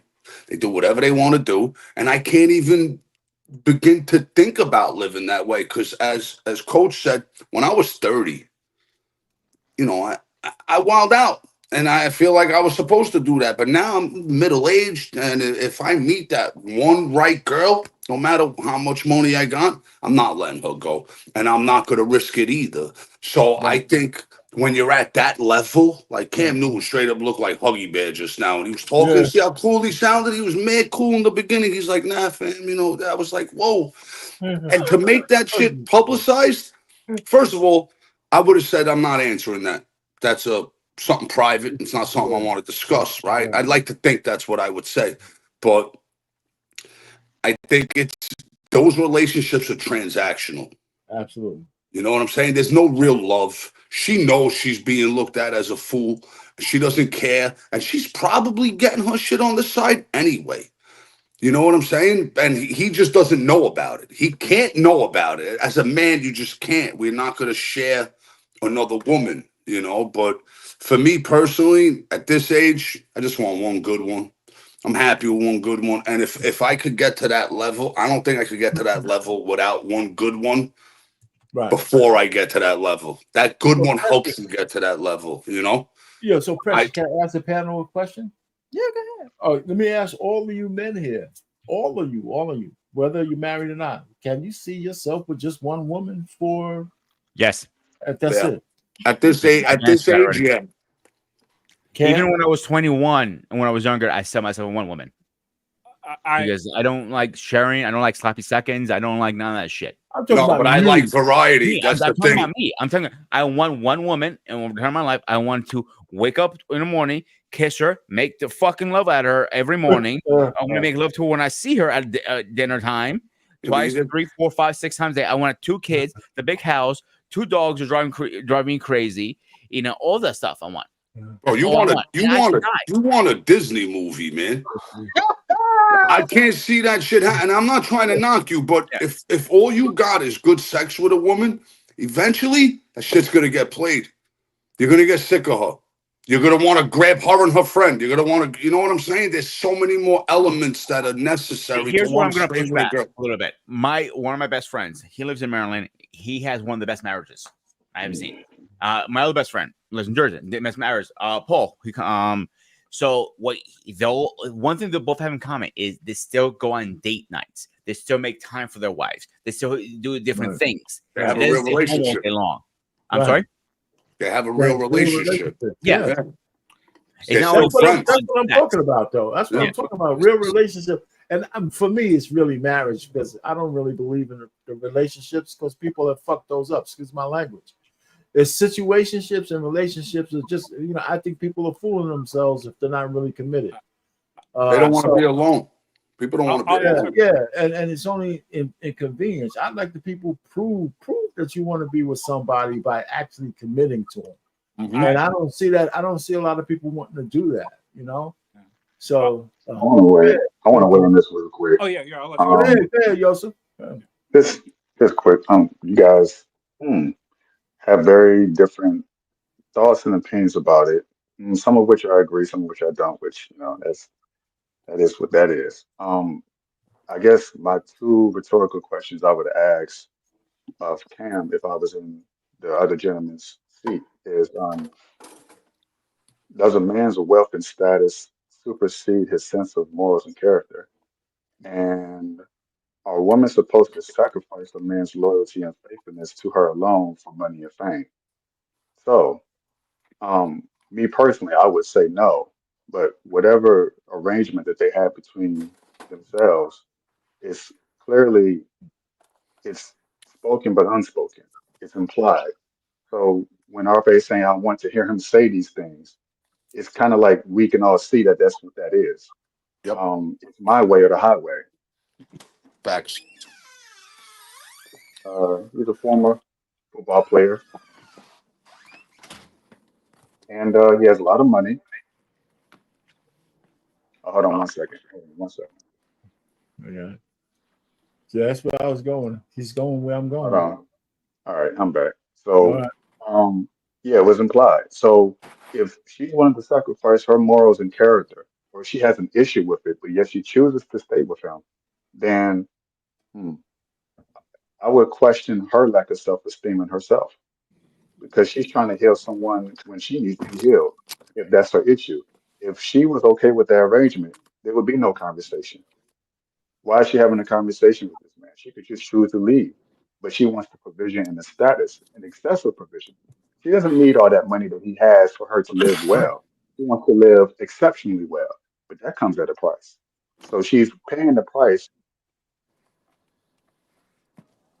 to Good point. reconciliate, I guess, within herself and her own mind about this. And so there's a sense of guilt that sounds like that when he's describing what she's thinking and how she's talking to him, she's dealing with these issues. Why am I doing this to myself? Why am I allowing this man to do this? Oh, because I want the money and the fame and all this stuff. So I don't think either one of them really love each other. Because if he loved her, he would not be, he would not want to step out. Not that he couldn't do it. He knows he has the power to do it because all of his men who have the means and the money, there's a power to do it. There's the ability to do it. But it's, do I want to exercise that? And if doing so, why do I want to exercise it? Because she's just a side piece who I labeled as my wife. And for her, it's the vice versa. This is a man who I call my husband. He has all these qualities that other women want, and I can see other women want him. That's the reason why I want him. It's not because I love him. So the money, the wealth, the status, the height, and all this other stuff, the external things. So both of them are coming into that relationship from a superficial standpoint. And lastly, Arpane asked, I thought it was a great question. He asked the Caucasian brother, what is a real man? Yeah. Um, Room. Yeah. well, actually, you posed that question to all of us, but for Right. me and my experience thus far, I think it boils down to a man who has sexual discipline because we are the carriers of seed. And if we are the carriers of the seed, that is a massive responsibility. And we can spread our seed far and wide and it produce little fruit, even though it appears to be producing a lot of fruit. If it's everywhere, it's nowhere at the same time. But it's focused and concentrated is where it needs to be. And that focus and concentration needs to be on the family. It doesn't need to be on having multiple kids and having multiple baby mamas. Because that's what happens when the man spreads his seeds, or as we used to call it, sow their wild oats. Mm-hmm. So every man has that, lust is a terrible plague that infects all of us on some level. For some of us, it's pornography. Some of us, it's masturbation. Some of us, it's excessive women. It's or a combination thereof. So, and it's impossible to be an effective father and a husband when you're dealing with that many children, and when you have that many women in or outside of the household. You just can't. It's impossible to have that level of focus. So the family structure is broken. So yes, a man can do it who has the means. He has the power to do it. But if he lacks self-discipline, he essentially doesn't have any morals or values. He doesn't even value himself because if he's spreading his seed with all these women, then and you know, not all of them are going to be quality. We know that for a fact because you can say, well, this one, baby mama, I do like this one. I hate her guts. This one's okay. That means you have a lack of judgment. You don't value your own dick any more than you value that woman in her vagina because she doesn't value herself either. So in a strange twist of events, both of them lack self-esteem. Both of them don't value their own reproductive organs, and none of them have sexual discipline. So then you have this chaos that you see on screen. Oh, it's okay because this man has money.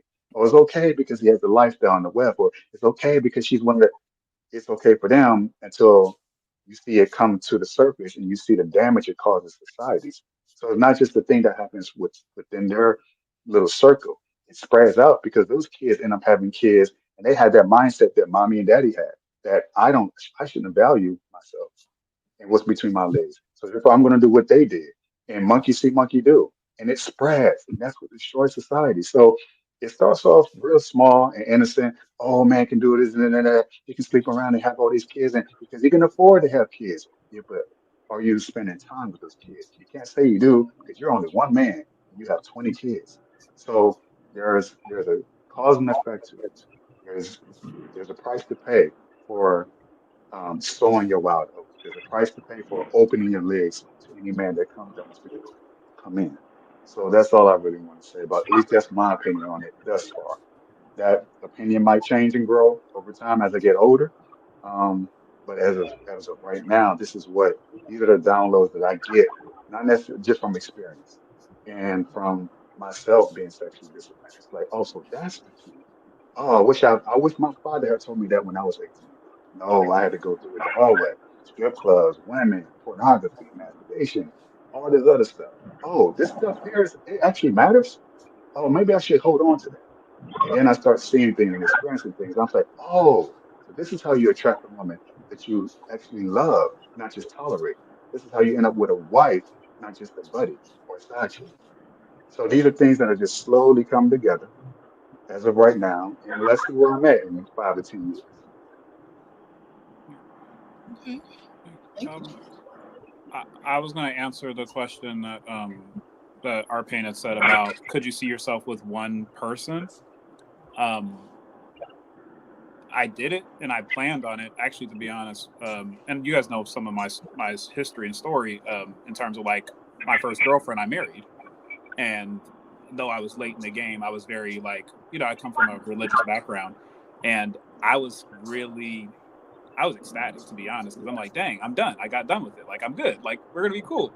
All for, 5 years down the line for her to cheat on me. And then it's just like, I'm out here in these streets again. And so, though I can see it because I actually lived it to a certain extent, I get less and less confident that I'll run across that again. Someone who's solid enough for me to be able to put all my my ducats, in like one basket. And so that's kind of like the reason, like, so I could see myself doing it, but it would have to be a really, really, really special woman who I had that much faith in. So, but I, more and more, I'm looking at like the Nick Cannon situations and those kind of situations where it's like, maybe that might be the best alternative in the sense of like, I mean, of course I ain't got bread like that, but just in the sense of like, where we could have a good relationship, we can have buy-in and commitment with each other, but it just always seems like people are so after lifestyle where it's like, if I give you the lifestyle without giving you everything, maybe it'll foster a better and a longer term situation. Because one thing that women understand, they understand employment. They don't seem to understand relationships in this current era. They'll stay at a job longer than they'll stay in a relationship. So I would like to, but at the same time, I'm starting to ponder other alternatives. Do you think the solution to your previous failed marriage is to go the opposite extreme? Can you hear me? It's an It's echo. like echoing. I muted Joe because I think he's in his car. It's echoing. So Joe, I muted you. Whenever you want to talk, just unmute. Okay. Sorry, keep on going. Sorry. I don't know. Did that work? Is it Yeah, still it was. echo? Yeah, it's better. Yeah, it's better. Yeah. Okay.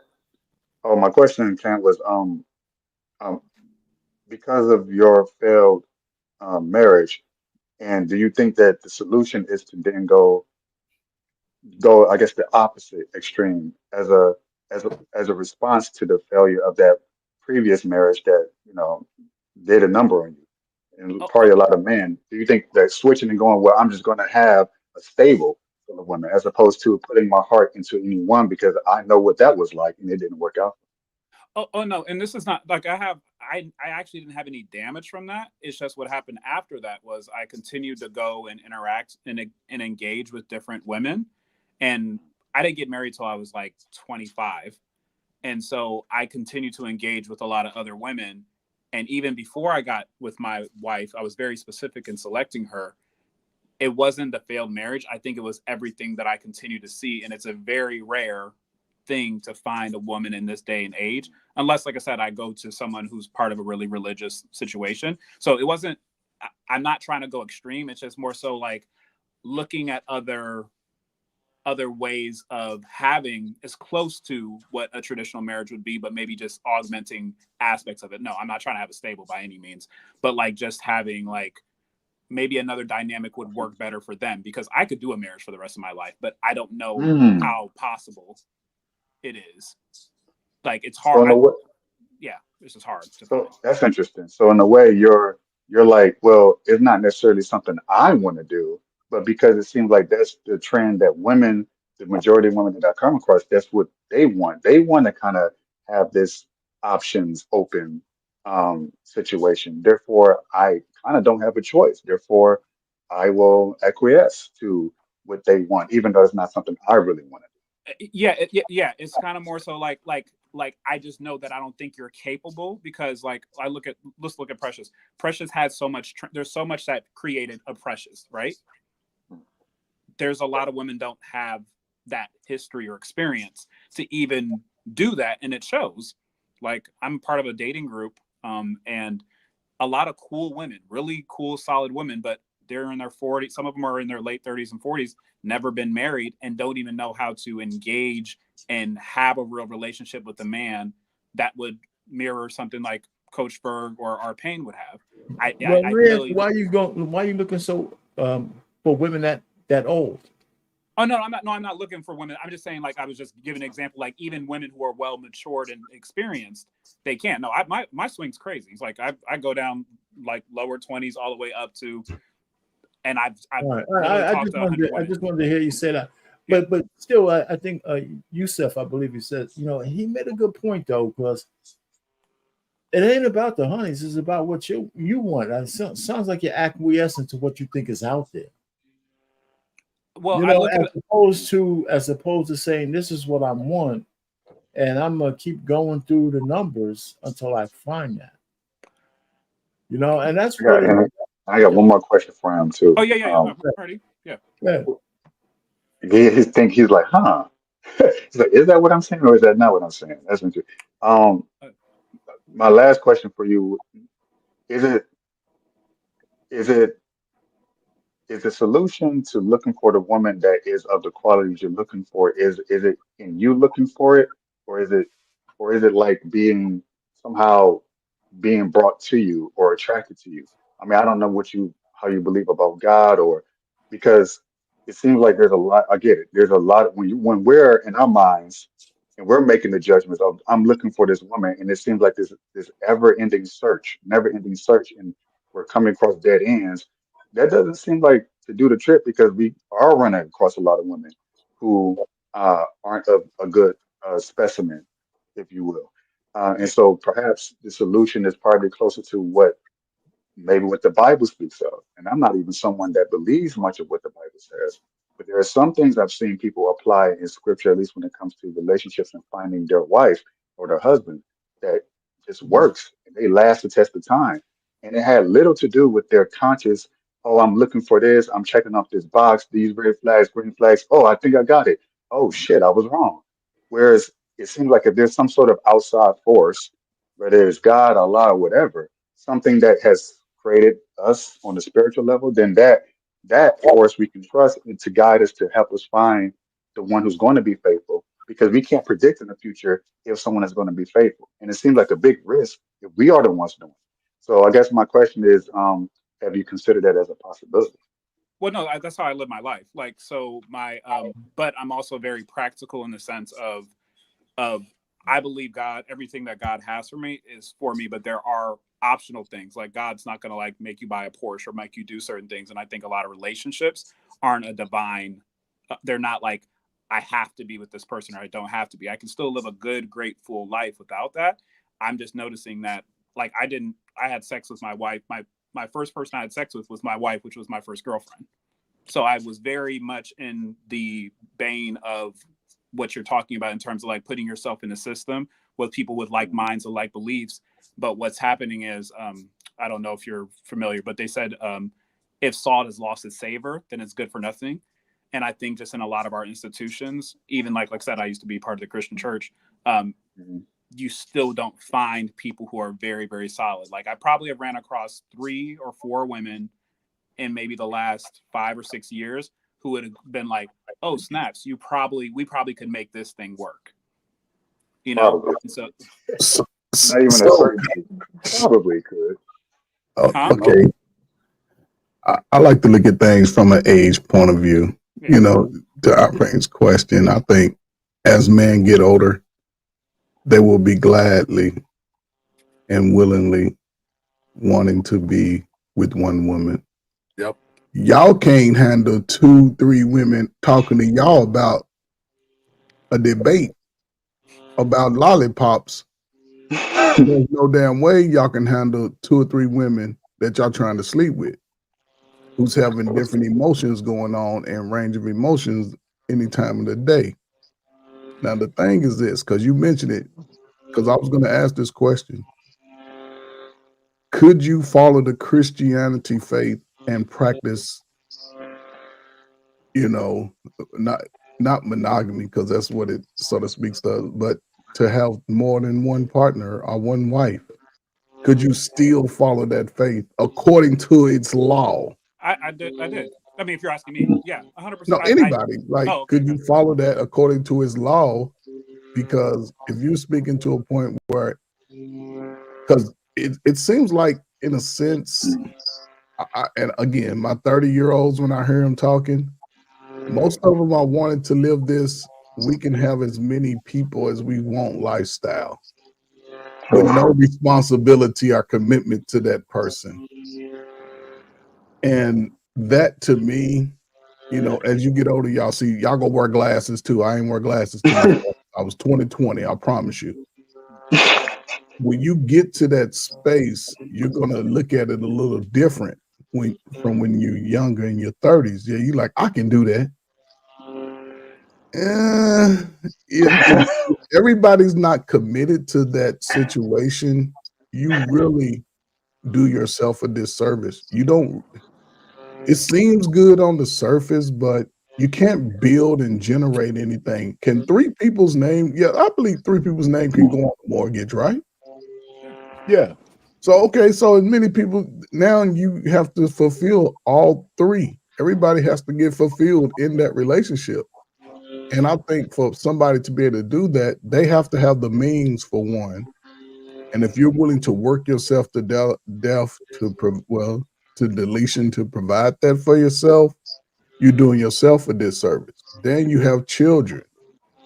We all know that the greatest supporter of a young boy, the greatest motivator, is the father. Mm-hmm. You know what I'm saying? So how can one say, I can give 100% to everybody that's within my circle, my partners, my wives, my children? They all got 2 or 3 kids apiece. Can I give them the same energy without damaging their emotional process? Because we see it today. A lot of adults are dealing with emotions. Over that, do you want to answer to that? What you just said, though? I do, but no, I'm saying, give me. Okay, so I'm gonna shut up. Just give me an answer. Don't shut up. I'm just saying, that's a good point. I mean, that's a discussion point. But go ahead and finish. No, I'm just, I'm just looking at the time that we in now and the space and how, because when I was working in the high schools, I used to see young women that were pregnant, and I would always ask, "Where's the father?" Well, he ain't around. What happened? Well, he ain't no good. What? How he ain't no good? He don't want to be with me. What you mean? He got another You ain't girl. no good. In high You school. ain't no good. Yeah, Him? yeah. This is, yeah. Believe me, it's not a new trend. It's Oh no, happening. it's not. It's not. But He ain't no good. So If he I ain't mean, no good, you no Joe good, Pip. right? I mean, before I do, Joe, did you have Joe Pip? Do you Yeah. have anything to say on that topic? 'Cause I know you've been quiet. I'm pretty I mean I heard Cam, I heard Joseph, I heard all of you. I'm pretty, I don't know the word I'm looking for, but I used to be one way and now I'm just a completely different way, you know, as far as seeing myself being with one person for the rest of my life. I never thought I could. I was always the type of guy who had 10 relationships with in 10 years with 10 different women, and then I realized I had the same relationship 10 times because I never changed. You Right. know, I had to Interesting. learn how to I had to take accountability for the things I did that were wrong. And even if I wasn't wrong in a situation, but I chose to be with the girl that I knew wasn't right for me, but she was just available, you know, or I didn't feel good about myself at a certain point and I just dated someone that I usually wouldn't date. You know, Mhm. I had to shift my perspective on a lot of things. And in order for me to do that, I had to change. So now I also believe other people can change. I used to never think people could change because Have I you ever couldn't been married? change. Have you ever been married? I've never been married, no, and I refuse to get into a relationship just for the sake of being in a relationship. I really want to do the interview process a lot deeper now, you know, because I don't want to make that mistake. I'm too old. I want the right woman. I want a woman that she doesn't have to do a lot. Just provide me peace when I get home because I'm out swimming with sharks. You know what I'm saying? So provide Yeah. me peace when I get home. Don't d- you know, I want something different from a woman as opposed to what I used to want, Right. which was the drama, the toxicity, the fun. I don't want that no more. And you know, I used to think no one could change. I used to judge everybody, and I don't do that no more because when I judge people, I'm not defining them. I was defining myself. Okay. You know what I'm saying? So Yeah. I honestly think I could be a one woman man, absolutely. I just really have to be selective because, as Coach said, there's a lot of people getting involved, and then ultimately the relationship ends, and then they blame the man or the woman when in reality you shouldn't have been with that person to begin with. You know, and Right. I know what Joseph Yeah. said was, you know, what makes a man. There's a lot of answers to that. It's not just, you know, so black and white. There's a lot of things. But one thing he said was, can a man resist temptation? That's important for me. You know, I've been tested recently with that. And the old me would have jumped on it just because fuck it, right? Let me just jump on it. But now it's not something I want anymore. So I grew, I changed, and you know, I believe others can. Yes. I think I'm weeding out the red flags in a lot of things, and I'm not ignoring them anymore because one girl could do a lot of damage to you for a long, long There's time. no doubt about that. Facts. You Yeah. know, and I've Facts. had that done to me, and I've also done that to others. So it's not really worth it. I'd rather be selective, and if I could be happy, then I don't need someone else to make me happy. I could Well, be happy, and then I jump into a relationship already happy, and hopefully she's happy, and that to me becomes a successful relationship. Codependency is done for me. You know. right.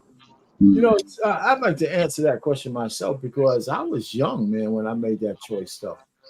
Because I've been married. I got married at, I think I was 29, 28, 29. But me and the wife, we were together when I was 26, going on 27. So between the courtship, engagement, and marriage, I was young. So I made that choice to go to one woman. It wasn't really that difficult for me. I I'm telling you. I mean, you know, and this is where I learned my philosophy. When you understand how you're wired, like like I said, my whole sexual escapades were from 17 to when I met my wife, right? So everything I needed to know, I learned between those 7 to 8, well, maybe 8 years. And so once I made a commitment to find out that this was the lady for me, I never really stopped being excited by looking at women. I just have to you just have to continue to make a choice not to fool around. And you know what? Here's the thing that saved me, right? It's because my wife is kind of cute, right? So she had to be making that same goddamn choice. You know what I'm saying? I mean, I had to make that choice, but nobody was hitting on me, right? But I know she was getting hit on. If she was making that choice, I mean, I could make that choice too, right? So it's just up to the individual. Nobody, you know, and we've been together for a long, long time, you know, and you know, so you never really know another person, but if you're together with somebody as long as we've been, you could get to understand their spirit. You know, and my wife, I know she can't serve two masters. She just can't. And I know she can. You know, and it's kind of people say, well, how do you really know? I mean, you know, it's deep because when we were recording, I figured out some stuff about her that really made me intrigued that I wanted to marry her. So it's not really that difficult if you're in a not just a loving relationship, but a physical relationship, and you got to get these things straight before you get married. And you know, anytime she's always been accessible. I mean, even when I'm like, even after I turn into Shrek, she's still accessible. You know, and so I'm just saying, you know, so you have to get those things straight, but it's really not that difficult not to listen to the siren song outside your marriage. You know, it's really, I mean, I think maybe they said, well, it's because of modern time and all that shit. It's like people back in my day wasn't stroking a lot of women. That's crazy. Yes, they were. The sexual revolution was in the 60s. You know, so all I'm just trying to say is I think people are reticent to make the choices they need to make and stick by them. Whether it's a covenant vow uh, to one person and another, and a marriage vow to God. I think people are too easy to give that shit up. You know, oh Yeah. shit, I got a hangnail. Oh, you know what? I'm a cheat. I got a Agreed. hangnail. Oh, you know, oh, that's my cue. My cue says you know what I'm saying? So, I don't know, Agreed, man. man. People they'll recite the vows, but they won't really understand what they mean. You Right, know, and that's right. a problem. A lot of people do it because, listen, in my experience, from everyone I know, a lot of people get married or have a kid because they think it's going to save the relationship. That's But true. it only makes it worse. And you know, deep down, you know, I've known in my experience that every girl I thought I was in love with and I was going to get married to, I knew they weren't right for me. I just tried to, you either fight through it or self sabotage or do something instead of actually facing what the situation is, and that is you're not right for each other. Have that discussion. Right, Try right. to, you know, try to come to an understanding. All right, let's part ways amicably. A lot of people they have to, destruction. You know what I'm saying? They can't just end it. It's destruction, and no one knows how to part ways. You're very lucky. You're still with your wife, and as you said, she's still great, bro. That's a blessing. That is a legitimate I blessing. look at it that way for sure. No doubt. It's very hard, and like Cam said, yeah, that's a fear of mine. Mhm.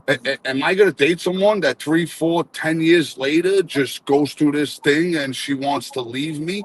But that was more of a fear early on in my life because I hate using the word, interview, but I didn't interview them properly. I didn't take enough It's time in courting. getting to know this Vetting. woman, Vetting is the word you look for. Vetting. Vetting. You didn't vetting. vet. Yeah, there you go. I didn't really do the things I needed to do. It was the lust and the infatuation that I Yeah. mistook for love. I did Yeah. that a lot. I did that. Oh, this girl, you don't understand how we are. It's great. No one ever makes me feel this way. Yet there's been 8, 9 other women that made me feel the same way. They never worked out. So clearly I was wrong. But at the time, you're thinking you're in love. It's really confusing in a way. Now, as I'm older, I realize what love really is. Love to me more is an action than anything. You know, it's not really a feeling. It's putting up with everything, and vice versa. You Yeah, know, it's one of the people things are I will quick. tell you, Joe, is that the sex part, I'm not saying it's not good, but it wasn't on the top of the list, right? No, it's never on the top of the Right. list. It's But for never on some the guys, top it's of the that, list. yeah, exactly Yeah. right. The To me, sex it's part was on the top. spiritual, physical, Right. you know, spiritual. You know, to me, like I said, it's peace. You know, the more you care about somebody, the better the sex is going to be. That's how I see it, you know? And if you really feel comfortable with a woman and vice versa, I mean, the sex could be phenomenal.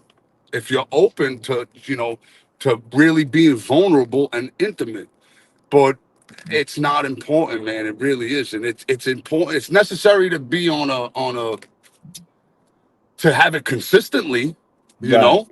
It's healthy consistently, but it's really in the grand scheme of things, it's probably not even top 5, to be honest. It's Yeah, not. you know, I mean, I don't want to dominate. One of the things I talk also when you have children, I think one of the things I think married couples get wrong, and I say wrong because they make the kids the center of their marriage, They and that's should a have. mistake. Yeah, That's a mistake. I agree. I said your marriage is the center of your relationship, your commitment to God, your covenant. You take care of your relationship, the kids will get taken care of. You know, I 100. had a conversation with my wife, and you know what triggered me was early on when and women do this to you, men kind of skip over it. They'll tell you, they say, well, my priority is my kids, my kids, my kids. And women like they say that shit a lot, even when you're married. That's when my wife said that to me. I said, let me stop you right there. Those are our kids, okay? They ain't just yours. You know, they're not yours, they're our kids. And I catch myself to make sure we say that. But this was early on in our marriage. I said, listen, we take care of each other, our kids will be taken care of. And that's the kind of philosophy we live by. It's the truth, though. It's a trickle down effect. The kids will see, you Right. know, the kids learn what they see. Well, let me tell you the other reason why that's important. Because you only rent your kids. When they get a little older, they're gone. So I don't want to be looking at a stranger when we have an That I empty house, resent. right? Yep. Right. So me and the wife, we made sure a couple of times we said that the kids, if you got to go eat mud, we're gonna go hang out. You know, you know that kind of stuff. So we always kept hanging out. You know, we make sure they were safe. But the point is, we always meant time for ourselves. This people who are married, they never go on a vacation without their children. That's a mistake. Yeah, They never it's do healthy. anything without their kids. It's a mistake. There should be alone time, as someone said, a date night or a weekend away Yeah. or something like that to keep it going. Yeah, that to me counts as intimacy, though. You know, as romance. These are all things that are very important, not just outright sex. You know, there's things you need in a partner. It's a partnership. At the end of the day, it's a partnership. You know, and if you have a business and one person's carrying 70% while the other person's carrying 30 and there's built up resentments, it's ultimately going to fail. I would get on my trick bag and start talking about your marriage is not a partnership, but that's a whole nother stream. Why you That's don't a think? whole I mean, nother I'm stream. not married. I'm not married, so Yeah. maybe I'm No, wrong. I always no, you're assume. not wrong. I think it's a euphemism that we use right now. I tell guys when I hear men, not just you, forget about what you just said. I hear married men talk about being partners with their wives. I said, well, she's not your partner, she's your wife, right? My wife calls me husband, right? And when she doesn't, I haven't. I swear to God, this is crazy. I'm not going to dominate the. Been married for 37 years. I can't remember the last time my wife used my first name. She calls me husband. And it seems, and here's the deal: every time she calls me husband, it feels like a call to action. Every time, she says, well, husband, what, and it's not a call to action for me to do something to her. For her, it's mostly, husband, what do you want? What do you want for dinner? What do you want for this? What do you want for that? And it's just weird. I mean, she'll call me up, and she had this little pet name. She says, "Hey there, husband." You know, and I'm saying, okay, what's going down? I call her wife. And she said, you know, she'll say, well, you know, I do this. This is what's happening, blah, blah, blah. I'm making some dinner. You want something? I'm making this one. And she's always what she wants to give me. And one of the things I say this to Precious before, I burn credits. So one of the things I do with my wife is I always make sure I replenish her emotional bank account. And I'm not talking about money. I always replenish because I burn credits. I'm high maintenance like a mother. I'm high maintenance like hell, man. You know, so that's my, I guess, one of my, and I'll get off of this. This is one of my things for a long, long life. I think men forget about the things that along the way that got them with their wives in the first place. And that's why things go awry. You know, we do that a lot. So they get complacent. Absolutely. They get complacent and they just get comfortable and they forget what a real woman really needs. And then sometimes women forget what a man really needs. And that's what I mean by partnership. Play your They position. do. Old school. Play your position like the old school, you know? Yeah, And I Joe, you're think right, though. When they forget, though, one of the things men do, they forget to remind them. I don't. Yeah. I don't. I say, yeah, wait a minute, you're getting off kilter. Let me remind you about a couple of things. I don't have no problem doing that. And this is the dynamic. Our pain. Well, here's the thing, guy. I'm sorry. Can I cut you off? Because I don't want to be rude, but I'm about to pull into my work parking lot and we're gonna get disconnected. So I want to formally say goodnight. And that this was a pleasure doing this with you. Precious, thank you for the invite. Please send me the next invite if you want. I would love to be a part of this again. And it was really nice getting to know you guys and talking to you guys. And, you know, I'm looking forward to hearing from you guys again. All right, Thank you. Hey, Appreciate you. all right, Hey, man. man. Enjoy your night, everybody. Let's Thank get you. in the pile. I mean, I'm just going to say with our pain, he speaks a very unique dynamic because the communication that they have is very important. People look over that. Me and my wife sit out on our little back deck and just sit in our rocking chairs and just talk about whatever it is we need to talk about. Sometimes it's just looking at the airplanes and shit. Sometimes it's looking at the West. You know, sometimes it's just, you know, what's our next move as far as, you know, as she's getting older, I'm getting older, how we trying to plan our stuff. We just having conversations, you know, and I'm like our pain. I'm bougie as hell when it comes to putting, like, she know I like to dress and she know I like to get out in the streets sometime. And, you know, she allows me that space, but she also knows that she can trust me because everything that I have, I invested in her. I always believe that I can rebuild it. You know, I'm too old now, but I'm not worried about what she may do. Can I ask a question? Yeah. For everybody on the panel, I mean, I guess everybody. Given, would you say it would be better if you're looking for? Because like I love how y'all talk about just the stability of things. Because that's literally what I was shooting for when I got into my relationship. And to be honest, when I look at the marriage, I'm like, I had a good time. It was just that, you know, sometimes people have fatal flaws and things like that in themselves. They just weren't ready to do stuff. But I enjoy marriage. It was dope. It was cool. Would you say going older versus going younger? Because I just wonder sometimes, like if I go a lot younger versus going older, sometimes older in the experience means that they've been through some stuff and they're just happy to, like, they understand like the end of life, later in life, they understand what things are important. What would you say to a young man if he's looking? Would you shoot a higher age? How old are you again? You're 32, 33? No, I'm 36. 36? Yeah. You have children already too, don't you? I have one child. All right. I mean, listen, it depends on what your future is. If you want to say go older and you want more kids, then that doesn't work. It depends on how old you're talking about. If you want to go younger, the only reason why you'll go younger is if you want more children, correct?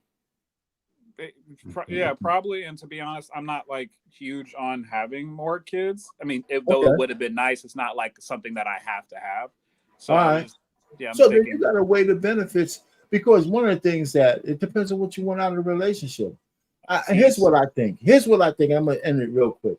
Yeah. I believe that when a person's younger, you have more of an opportunity to mold that person, and they can mold you to what you want, depending on where you are. When a person's like older, like 40 and shit like that, they're kind of stuck in their ways, you know. And so you got to weigh all that stuff. How much do they want? Because all relationships are give and take, right? So if you're going to give and take, it's probably easier with somebody younger than with somebody who's crusty and, you know. Damn. So I shouldn't go to any AARP galas or something like that. I mean, that goes for the man too. If you're 40 years old, you ain't, you know, you're kind of setting your ways too. Yeah. Yeah. You know, so it's not like just a woman, but when a woman gets to like 40 something, man, you know, and it does. And here's a couple of things. If she doesn't have kids, that's one thing. But if she already hit that biological imperative, she's like a brick wall, man. What do you mean? Because if she's not desperate to have children and she's older, yeah, her standards are probably still as high as they were, because she thinks, shit, man, I already did. I mean, what do I need a husband for if he ain't giving me no kids? I got them already. Right. So I'm not worrying about the legacy part. Right. So this is my own philosophy. Yeah. But if she doesn't have kids, but she wants them, then she has a little bit more air of desperation because she only has 2 scrambled eggs left. You know what I'm saying? 2 scrambled eggs. You know what I'm saying? So she might be a little bit more, you know, bendable or moldable. You know, it's like, listen here, shorty. You got all I thought it was about was 2 eggs in the fridge. Like, damn. 2 eggs in the fridge. Who left these damn 2 eggs in this big ass You right at like 37. You got 2 scrambled eggs. 37 to 42. God, 2 scrambled eggs. But only, you know, it's unique. Who we are we very unique when it comes to understanding, I guess, the mission or the purpose in our lives. Yeah. We in younger, we all can come up with, a lot of us can come up with excuses on why we moved a certain way. A lot of us didn't listen. You know what I'm saying? We wanted to do it our own way. Then we realized that shit didn't work. Now we want to be committed. Now we realize other people ain't trying to do the same shit we trying to do. And now here we all are in this modern world. People have grown so independent of each other that they're not willing to sacrifice the BS that we caught ourselves up in. People are dedicated to stay in the BS of life. You know what I'm saying? So, you know, everybody gets to that age of reason. And like Brother Payne said, man, 35, you know, it's a different look. You looking at things different.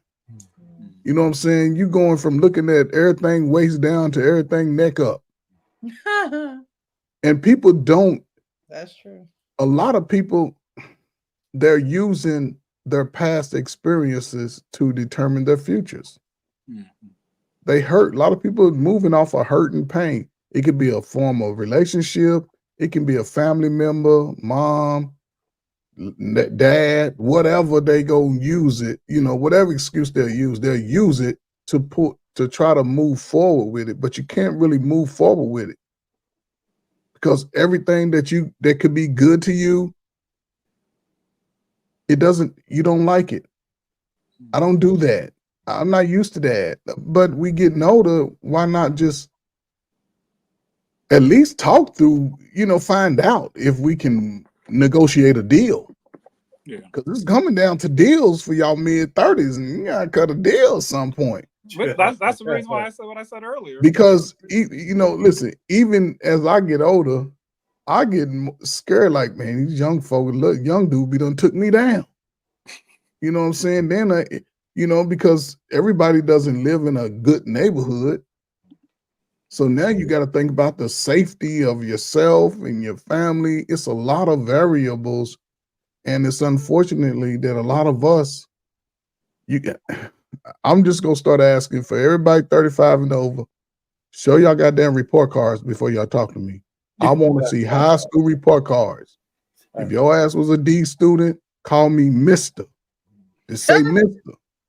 Now, if you was A and B, we might be able to have a conversation because now everybody's smart. Everybody like, oh, but again, a lot of times I step outside of myself because I've helped a lot of these people who walk in this space today. Mm-hmm. See, I'm on the grassroots with them when they crying and feeling like nobody gives a damn about them. Mm. You know what I'm saying? I'm like, man, you still, your life is still worth it. You know, I'm trying to talk to the mom and say, Mom, you can't do certain things, but she's trying to get back her youth that she believes was lost. I'm trying to tell Dad, you can't tell your son that he gonna be with you in prison, bro. You can't do that. Oh, Jesus. I've had all these things. I'm telling you from experience, but I think this is, again, I'm going from where we've seen and where we can go. This is a unique time for everybody. Everybody's going to have to start making a deal to move, even if you just look for yourself. Everybody's not going to be 100% of what you want on your list. If a motherfucker making a B average, you can give me 80% of that shit, I can add my little 20, and I can give you my little 80, and you make up the other 20 to try to make it work. Every day is not going to be a cakewalk. We have to talk. Go ahead. Not to cut you off, but that's exactly my point. I'm very realistic about it, and even with that, that's why I was like, I'm not sure if I said this to Precious before. That's why I was like, dang, maybe I should just, like I said, a contractual companion, a 1099 wife or girlfriend. But again, that sounds great. How committed will you be to that? Because once you're around people and you like them, it's hard to separate in a sense. You know, your feelings get involved. Oh, I'm you got cool a 1099. I just want her to stay. I just want everybody to, because I'm easy. I'm not bougie in any capacity. I'd be chilling. I just be wondering, like, how do you get them to like feel comfortable and feel cool? And I'm just like, your bills are paid for. Maybe I need to Cam Newton. I don't know. I just be trying to. Yo, Cam, you talk to the woman, man. You know, I mean, the whole thing is, I talk to her. You know, here's my thing. What you're telling me is that either you want to have the conversations, but just saying, even if you have those conversations, you'll never be 100% sure that she's telling you the truth. Yeah, you never. Yeah, right. Yeah. But also, Cam. Yeah. In some sense, I believe that you're moving in fear. Yeah, well, that's what that is. No, it's cautiousness. That's the thing. Like, I don't. No. Let's call a spade a spade. I mean, no. I don't mind calling a spade a spade. Like, if I was fearful, I think I would be Cam Newton. I would do that. Like, I have a couple dollars. I would just be like, hey, guess what? I'm gonna play here and call it weakness. Like, no, I'm out here in the field trying to do something. It's just a matter of like how, like, because I wasn't out here, I don't know what y'all know. Well, Cam, let me ask you this, right? Yeah. Can we agree that cautiousness, depends on how excessive it is, has a connection to fear? Of course, yeah. All right, so that's what I'm saying. If you want to deal with when you're dealing with a honey, I don't have all the answers. Yeah. But it depends. See, I like the idea about a partnership. Yeah. I don't know about you writing a 1099. It should be a real partnership agreement. But it should be a real agreement and with lists and items in there, because that's what women want. Yeah. Women want partnerships. And I think men should start approaching them that way. I said, okay, here's the 10 shit I want. Here's the 2 things I want. I want some ass and I want you to respect me. Right? And then here's the 800 things she wants on this side. And because she's going to judge you by the things that you feel out, but they will. I'm only joking. But whatever the partnership is, because when that's what I think women are looking for. When's the last time you heard a woman say, I want a husband? On these YouTube streets, TikTok. Anyway, I haven't heard a woman, I swear, I haven't heard a woman say, I want to be that. Huh? I said, and when they say it, and you ask them like what they want in a husband, they basically describe a slave. They don't even say husband. They say, I want to, they say it so casually that, and so one thing I try to get men to understand that when I hear a man use the word partner, he thinks it's just a euphemism for marriage. Mm-hmm. He's an asshole, because that's not what the women believe. The women mean partner. You think it means more. Nah, she's saying as long as you can put up with this, as long as you can meet these criteria, I'll stay with you. But as soon as you start falling short, I'm out of there. Yeah, so Yeah. you're saying I just come up with the sheet like this, like here Yeah. read up. See, here's what my counter to that is. Yeah. I would ask a woman these days, are you looking for a partner? Or are you looking for a husband? Mhm. Right? Especially if you want to be married. If you don't want to be married, don't even bring that shit up. Just say, hey, listen, I like you, you like me. If we're going to be together, we're sharing rent, we're sharing apartment, you probably need some kind of agreement. Yeah. You get it signed by a notary and shit and all that kind of stuff.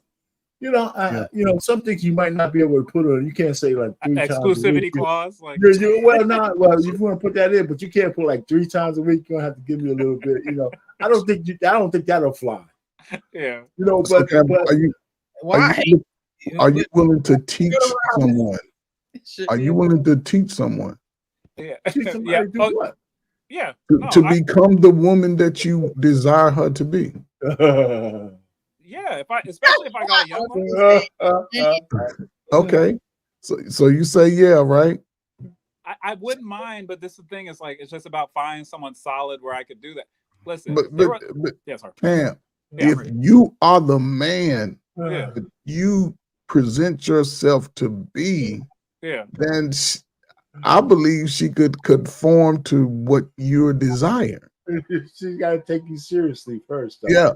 Yeah. But again, I asked that because you're not uniquely, you're not by yourself in this thinking process today. A lot of young brothers and sisters think like you think. Like, oh man, it's transactional. Oh man, everybody looking at the glasses half empty instead of half full. But I truly, Oh no, real quick, I was gonna say the part that you said about teaching someone. I've taught two different women, and they got families now, but they left me. But you're an older guy now. You're an older gentleman. You're an older guy now. Oh man, you're an older guy. So the question was asked earlier. The question was asked earlier. Yeah. Now that you're an older guy, could you date a woman 6, 7? Marry a woman 6, 7 years younger than you? Yeah, sure. I'm chilling. I got energy. So there's going to be a learning curve involved with that. No. You don't let him go pay. He answered that shit too easy, man. No, I'm okay. My swing is crazy. I've dated like low 20s all the way up to like mid 40s. Listen, Cam, first of all, okay, you gotta tell. Listen, we're putting you under analysis. So somehow, every time you come up here, we put your ass under analysis. Yeah, he has no. You're helping us learn as you're learning, right? Okay. You're 36 years old. Yes. You said you don't know if you want more kids.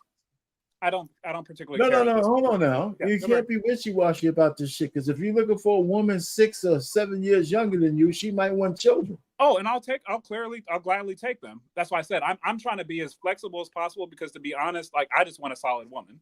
That's really all I want. Say that again? I just want a solid woman. Okay. So if she wants 2 or 3 kids, I'll give them and I'll gladly take care of them. Like time to me is about occupation. So I'm going to be occupying with something else. So I'm okay with if I deal with a younger woman and she wants kids, I'll rock with her. I just need her to be solid. All right. So let me ask you this question on the other side. Ferry, you can jump in there. Say she's 40 years old. Yeah. She got kids already. That doesn't bother you. You got kids yourself, right? So that doesn't bother you. I got one son. So now the dynamic is different, right? Because a woman at 40, something like that, she wants you, you want her, you're fooling around, she might want to travel, have fun. You don't want any more kids. So what does that dynamic look like? That dynamic is she molding you, or are you molding her? I'm still molding her because she probably ain't been raised right. So I mean, I've done that before. Like I said, life's good. But I my thing is that like you said, the trade-offs though is like at 40 years old, you're kind of, some of the things are kind of stuck in you. You're not going to change certain things. So like, you think you molding a 40-year-old woman? I'm not. That's a problem. I'm saying like I can tell her how to be around me, but the intrinsic things that she's had for the last 40 years, I'm not moving those things. There might be some stuff about how to engage with me that I can kind of mold, but I can't really mold her like a 25-year-old. No. Well, so which one do you prefer?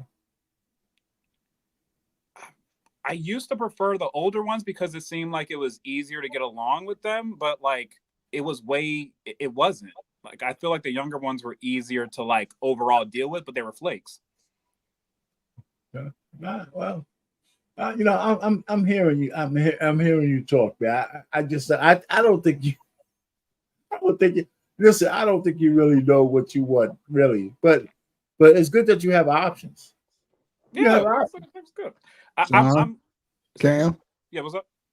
You better make a deal before you start getting gray hair. Is all I gotta say.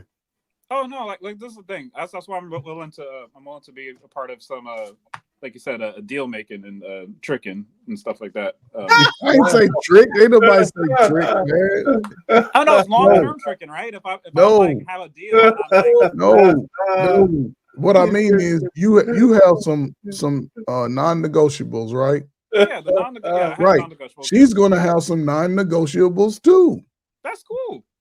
It's 1 hour. So in between, okay, let's just do a okay, yeah, let's do it. Yeah, 8 lists. 8 things. Everybody put 8 things on their list, right?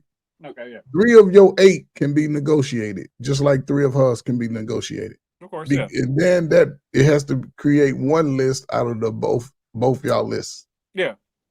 And that's all I'm saying. You're gonna have to make a deal, but that person also has to be willing to put all of our Halloween candy in one bowl. Yeah. That's it. And then you can sort it out like as you go. Yeah. But you got to be willing to put all of that in that pot so you can then see what y'all can grow from, what doesn't need to be there, and what can be added to it. So, I think that's the unique space but a lot of younger, it's unfortunate, man. Y'all just been fighting so much. I'm tired. Since y'all was kids, I'm that y'all don't understand that when you become adult, you're gonna negotiate regardless. Yeah. It's part of the process. One more question for y'all, and specifically, and then final words. Yes, and final words. Okay. So actually, this is more of a precious question. Is it if someone comes to you and they're very direct, like a man, if he's like very direct about like what his intentions are in terms of like, I want to be married, I want all this other kind of stuff, this is what I'm going for. If he came to you like that and it wasn't just like it was like within the first 2 dates, is that scary to women, or is that in general you would think? I think that it shouldn't be scary to women, but it is. Okay. Because in her mind, men, when it comes to relationships and things like that, they know what they want a lot sooner than women. They're visionaries, whereas women are cyclical, and so they don't necessarily see the long haul. They just see what's in front of them and what might happen next week or maybe a month out, but they're not seeing long term like men. And men, when they love a woman, they love a woman, and it's not much that's going to change that. And so if he's saying, hey, I can definitely see a future with you, my intentions are to get married, I think that scares a woman. But I think Coach Ferg said it, would you be able to teach a woman? And you don't have to teach her. What you would have to teach her is how to,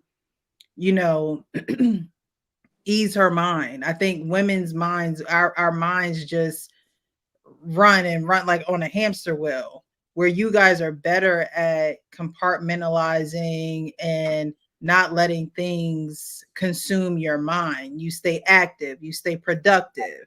And so for women, if they're getting that right off up front, it's like, oh my God, like, what do you mean you want to marry me? This is only our second date. Yet he could see a whole life with you, and her mind is getting in the way of being able to logically, say I like this person or I don't like this person, because the woman has to be into you, and nothing is going to work if the woman's not wholeheartedly into you. And I think if you have a woman that's into you and she's wholeheartedly into you, but she's being a woman by nature, then you teach her how to be calm with you as being her man, as being your woman. Like, you know what I mean? You like our Pain was saying, you could feel that person's spirit, but that's something that, a man, when they say Jesus take the wheel, we need y'all to take the wheel, you know, as if Jesus would take the wheel, because we're not capable of driving everywhere. We're not capable of seeing that far, whereas you guys are. So if you are capable of seeing that far, and those are your intentions, just know that it's not going to probably be as easy as you think it's going to be, because a woman's nature is going to get in the way. Can I add something to that, Precious? Mm-hmm. So yeah, because she's right. So the point is, if you're intentional like that, you have to sell that dream to that woman. Mm-hmm. And when I say sell, I'm not saying lie. You got to make it so it's palatable, that she's not really nervous. That she say, listen.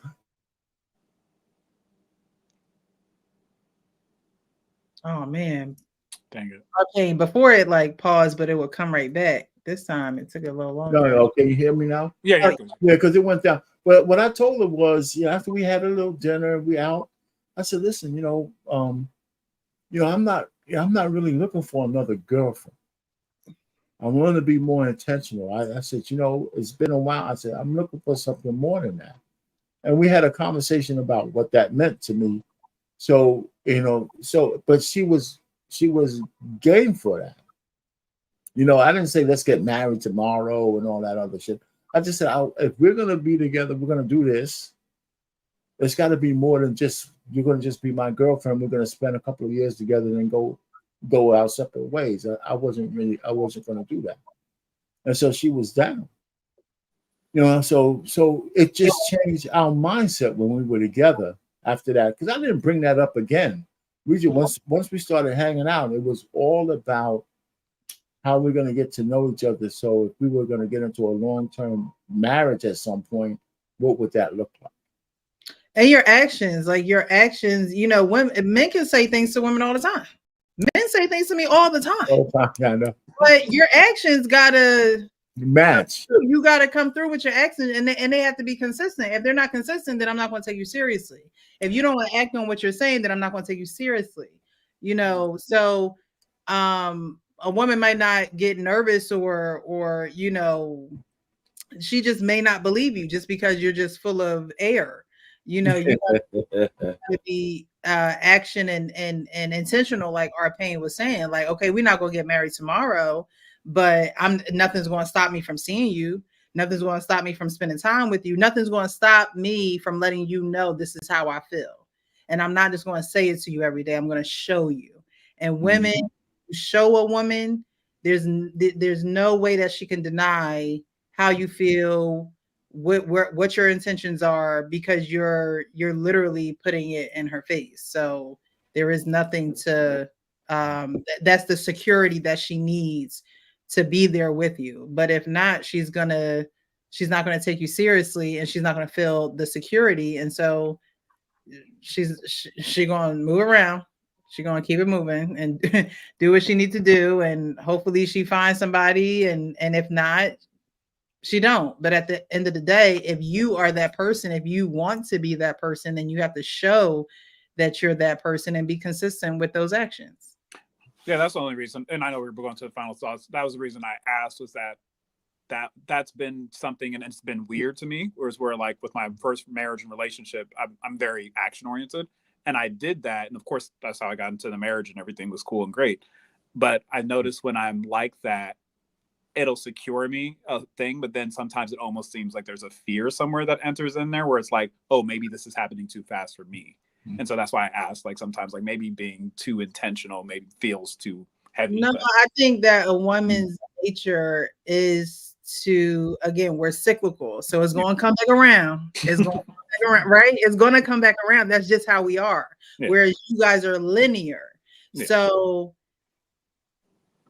it's in the best interest of a woman to regulate her emotions. But if you're the man that wants to be with that woman, then you get to know how her mind can get her off track, and how that's just not the direction y'all going in.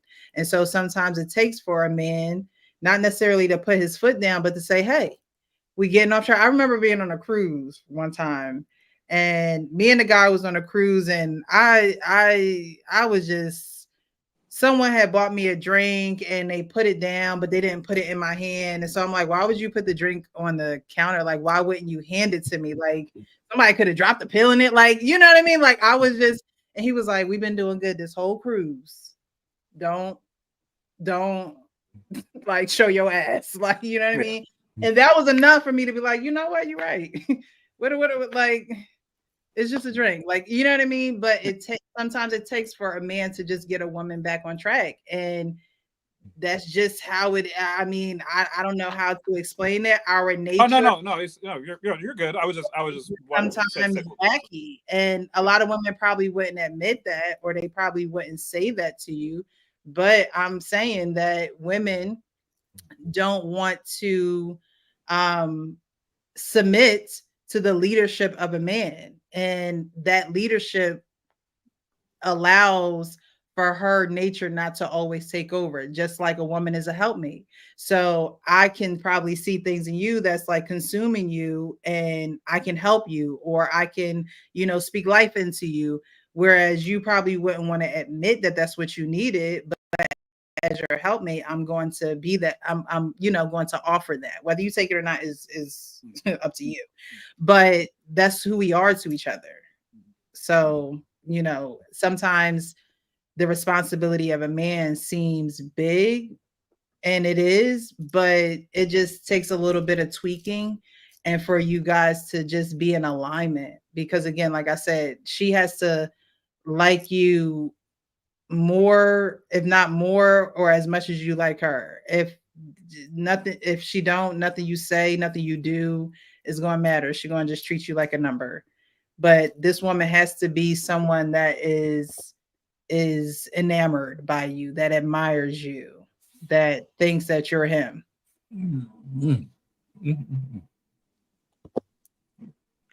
Hey, Cam, what state you live in, man? There's nothing that you can do to make her see that. You just have to be that. Like, you know what I mean? Like, there's nothing that you can do. The woman just has to look at you in that way. There's nothing you can do more, less, extra, but like, no, there's not. The woman has to look at you in that way to trust that leadership and to trust that your actions are going to follow your words. Yeah. Yes. No, I appreciate all the input. I'm between Washington and North Carolina, so I'm like 2 weeks in Washington, 2 weeks out there. So yeah, I float. Cam. Yeah, what's up? You in a area where you can meet women along I-95 7 days a week. Oh no, this is a new situation, and I'm excited about it because it is a different vibe and feeling there. And so that's definitely nice to be on the East Coast. There's a lot of beautiful sisters with more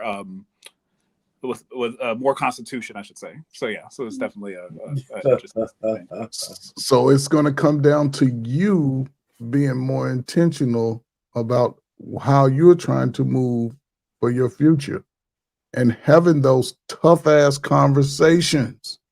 Yeah, but I have to be more graceful with them because like I can academically speak, but sometimes I just don't. But yeah.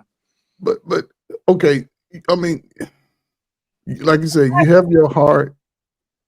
I think you just said something right there. Cam just said something right there that just needs to be highlighted just really quick, because like he said, he can speak very, like as if he had just graduated from Harvard, right? Mm-hmm.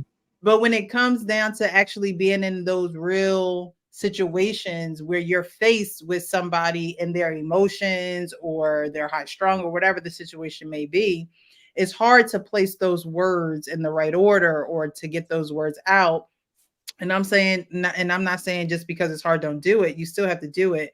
But I think that's where a lot of people get caught up. Yeah. A lot of people get caught up in the action of actually having the conversation. He could be intentional. He could do all those things. But when it comes to actually having that tough conversation, a lot of people, they got a hairball stuck in their throat or something. I don't know. The throat chakra just closes up. Like,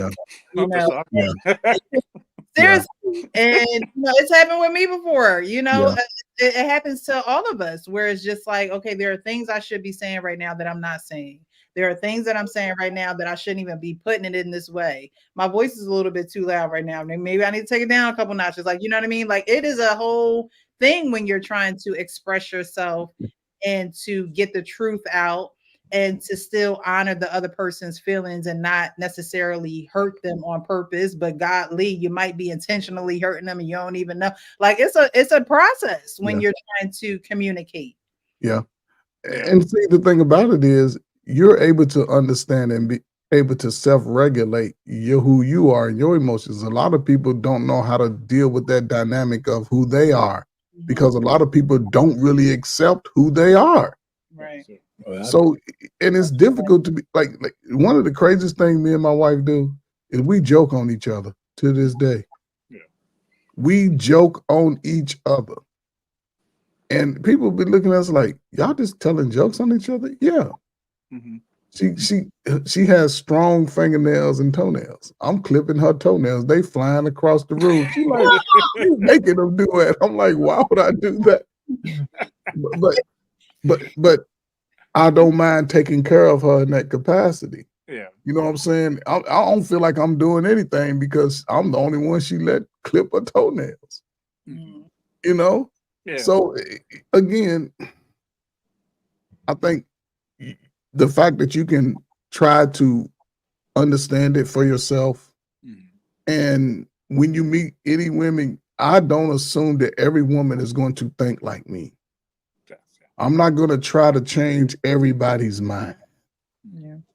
But it's also an opportunity that if they do think differently, but they still want to spend the time with you, she said, what'd you say? What'd you call the word? Cyclical. You can circle back to that at a later time and be like, hey, remember when we first met, you was da-da-da. And see, they might not understand it because ain't nobody ever had that type of conversation with them, but you're going beyond just the basics, trying to get an understanding so you can help them be better. And at the same time, you're understanding them so you can be better with them because everybody's unique. And I never took the way one woman was and took it into the next woman. I started a clean slate. I'll let you know what I like, what I didn't like. That was it. This is what I like. This is what I don't. This is what I expect. I'll always say what I expect. And if I wasn't going to fight nobody, well, why you don't like me? You don't like light-skinned bald head? So, okay, cool. I can't force myself, did it down your throat. You have to want this first. That's the easiest thing. If you want me, then that's easy. Yeah. Because I'm going to bring personality. I'm stupid. I mean, I'm silly. You know what I'm saying? I ain't gonna throw the shit I done did in my life in nobody's face. Oh, you college, okay. Can you do this? No. I'm not your flavor. I'm not gonna force you to call me. You want to call me. You gonna call me at 8 o'clock on your way to work. You gonna call me on your lunch break. You gonna call me when you get ready to go to bed. I'm gonna rock you to sleep, wherever we are. If I gotta talk you to sleep. So I think it's a little different, and people understand it as they get older, but a lot of people spend too much of their best years fighting what's naturally in us, and that's to be together. So, hey man, look, I know I'm getting old, man. Our pain is a little old. Our pain is 10 years older than me. 10 years. And I listen to a lot of what he says because I want to be there. I don't know why you got to keep emphasizing the 10 years. Yeah, I do pedicure. But what I'm saying is I'm willing to negotiate some of who I am. That's cool. But I have to have negotiation on the other side too. Yeah, facts. That's true. You know what I'm saying? Because I can't be no other way. I mean, I can try a little bit, but y'all want me back out on them streets with all this easy ass running around out here. Terrible. Yeah, it is. It's bad. Yeah. I like to spend $40. It don't matter. Take this $40. I'm gonna see everybody between the 20th and we gonna have to listen. As bad as it is, that $40 still seems kind of low. Hey, between the 20th of the month and the first of the month, everybody's going. They all looking for it. Hey, come on, get this $40. 60 in the back, as they say. 40 in the front, 60 in the back. I don't know, man. Hey. We're gonna transition over to final thoughts and then get out of here. Thank you all for your input. We initially showed a video in the beginning about a couple who were arguing about Trump versus Kamala, pretty much just discussing the day after election woes and how people are emotional right now. We also talked about a mother who went to confront a man who found that mother's son in the bed with his daughter. And then we also talked about Cam Newton and Corey Hartrick. Corey, sorry, I keep wanting to call him Corey Holcomb. And how he put Cam on the spot, pretty much saying, you know, I know that you're having sex with more than one woman, and Cam saying that, hey, I'm with my woman. However, we can have these open conversations about my infidelities, and she doesn't judge me, and she's helping me actually close the gap on what I'm doing. So I don't know, you guys don't have to do a final thought on everything, but definitely give a final thought. And before you do, I do want to thank Joseph as well as Joe, the show. I thought they were both great additions, and I appreciated their perspectives. And of course, they're always welcome to come on the show. But again, thank you, as well as Grooming and Reviews. I don't want to leave him out. All right, so we'll start with Coach Ferg. We'll go over to Cam, and then we'll end with our pain with final thoughts. I mean, listen, it's always a pleasure on my Wednesdays. I look forward to the Wednesday evenings this time, you know, but, you know, I think the topics are always interesting. There's conversations that need to be had, that should be had, that can be had. Again, I just believe this is a unique space right now for us as a whole. The election is now over. Hopefully sisters can come around by the weekend, get out, you know, get outside, you know, and just, you know, stay away from the politic talk, stay away from just try to find a space for yourself. You know, people can choose to be single, be in relationships, but, you know, we all are getting older. You know, the game is still the same. It's just the players are different. You know, love yourself first. You know, my last thing, brothers, listen, man, we got to take care of our health, man. We got to get our checkups, stay active over the fall, over the winter. Don't get too lazy. Don't eat too much on Thanksgiving. You know, don't go above and beyond for somebody who don't want to go meet you halfway.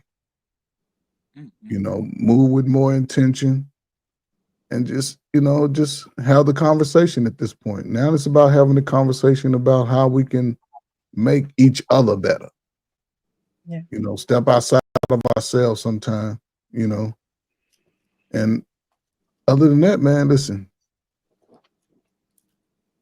work, exercise, save, eat healthy, repeat.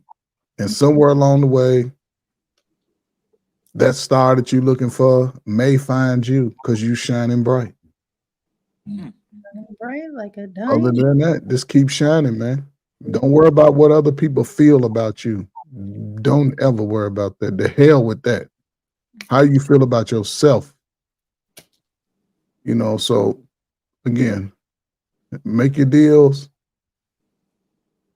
put it out there, and just pray for the best, man. You know, treat people right, man. Respect is everything, man. Not just for yourself, how you respect others.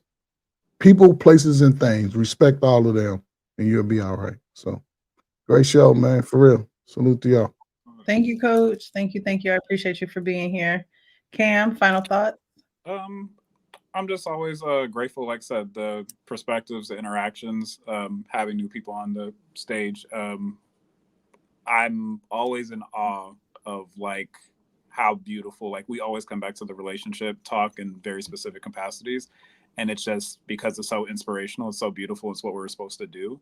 And like I said, I look forward towards the journey of learning more and more about how to be, a better man in all the capacities that it is. I know we talked about that earlier. So that's pretty much what I have. So I'm looking forward to learning how to, read those cues and understand the cyclical nature of women to be able to better serve, the people, or, I will be serving at whatever point I run into them.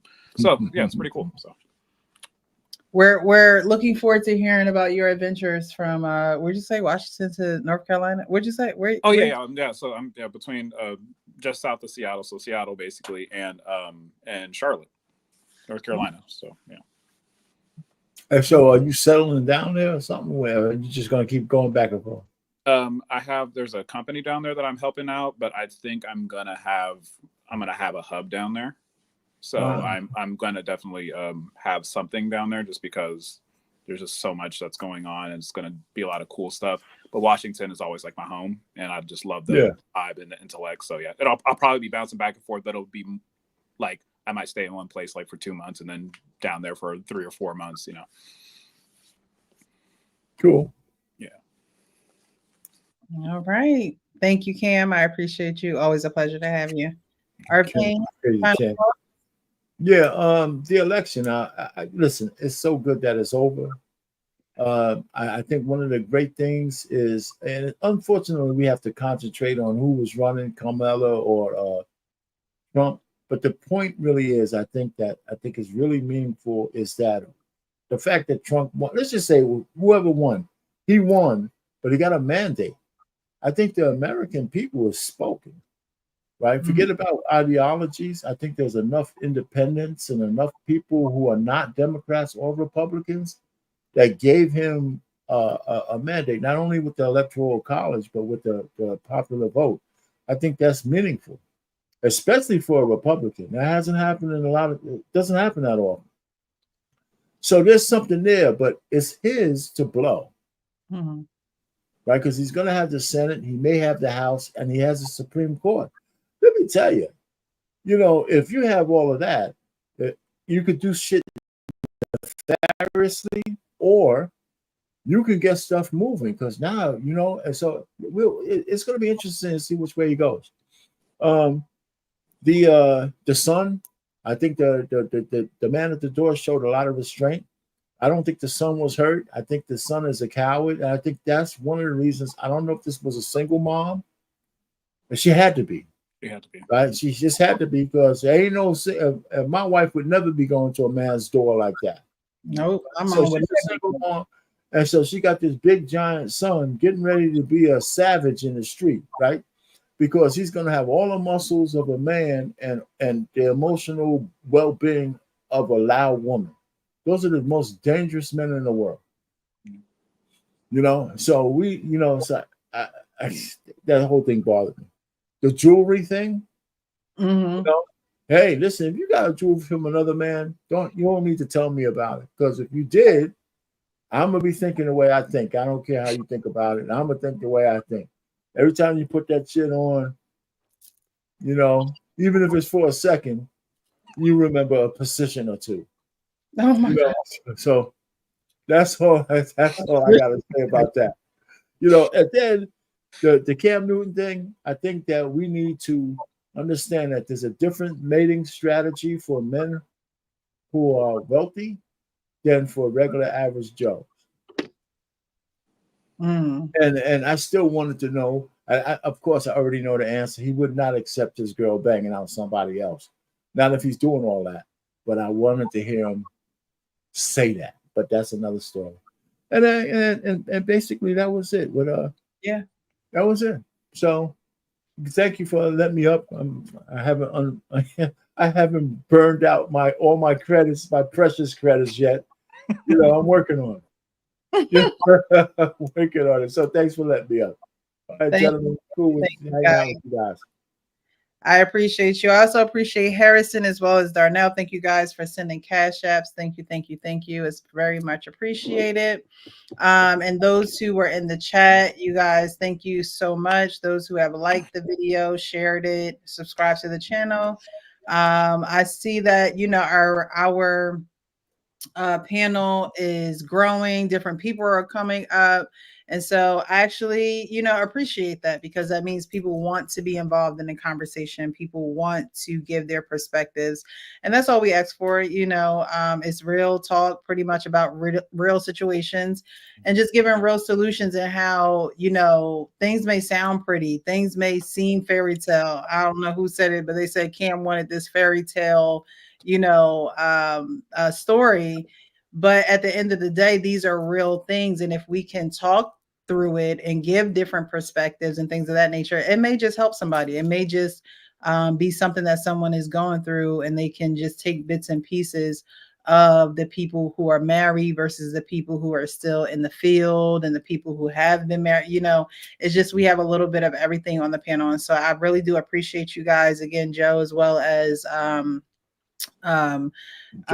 Joseph, as well as Grooming and Reviews. Like, I haven't seen Grooming and Reviews in God knows how long. So that's another thing with these panels. People will come back around and get on the panels and give their perspective. And I appreciate you guys for doing that, turning on that camera and saying, hey, let's go, let's rock. So thank you for staying in the game. Thank you. I appreciate you. My final words are always going to be real with yourself so you can be real with others.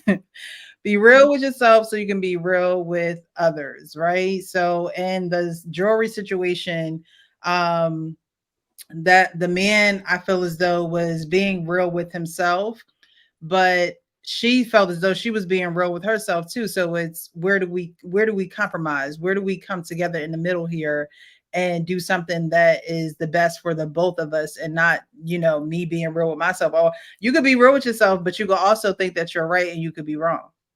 You could also think that, your stuff don't stink, and they do. So being real with yourself doesn't mean that you have this arrogant view of things. It means that you have such a high level of seeing things for what they are, and you're able to collect everything that you see and put it in the right perspective, in the way that it fits in your life. Not being real with yourself so you could be this self-righteous type of person. No, it's being real with yourself to say, hey, I got issues, or hey, I need to fix this, or hey, this is no longer serving me, or I don't need to be in this situation. Being real with yourself, it takes a lot of being able to scrutinize yourself. My mom always says, when you're pointing a finger at somebody else, there's always one pointing right back at you. Right. So we need to take the time to look at ourselves and to be able to say yay or nay and be firm and not waver. I don't think being lukewarm is how we should be. Your yes should be your yes, and your no should be your no. However, being real with yourself does require looking internally and seeing where you need to improve as well, and where you need to better yourself, either learn, get more education, reach out to the elders, reach out to a trusted, like, that's growing. Growing means I don't know all the answers, and I'll be the first one to say I don't know all the answers. But I am committed to being a student. I am committed to learning. And so with these situations that I bring on the platform, I appreciate you guys giving your honest perspectives on them, and especially from a male's point of view, because even with that jewelry one, I, as a woman, I'm like, I like to watch. Y'all like, no, I remember you putting it on is like a flashback to the banging session. Like I didn't necessarily think about that, but as y'all need to give y'all views so women know what it really is, how y'all really view things, so they're not stuck in their ignorance, right? So I don't want to be stuck in ignorance. And so I will get the perspective of a man, because it's like, okay, well, maybe that's something that you just need to give up. It ain't that important, because this is going to scar him more than it's going to look good on your neck. You got to think about the bigger picture. So I appreciate you guys. But yeah, my final thoughts will always, and on every video, will be real with yourself so you can be real with others. Because if you can't be truthful with yourself, there's no way you're going to be able to be truthful with others. And then you're going to be living with anxiety for your whole life. And who wants to do that? You shouldn't be anxious for anything. And the only time you're anxious for things is when you're not necessarily sure about you. You're not sure about your intentions. You're not sure about the things that are around you. But at the end of the day, you can only control yourself. You can only control you and what you got going on. And so again, I appreciate you guys. We shall be live again next Wednesday. If there are any changes, I'll let you guys know. But thank you for being here. And at this point, happy Thursday. See you guys next time. Happy birthday. All right. Take it easy. Thursday.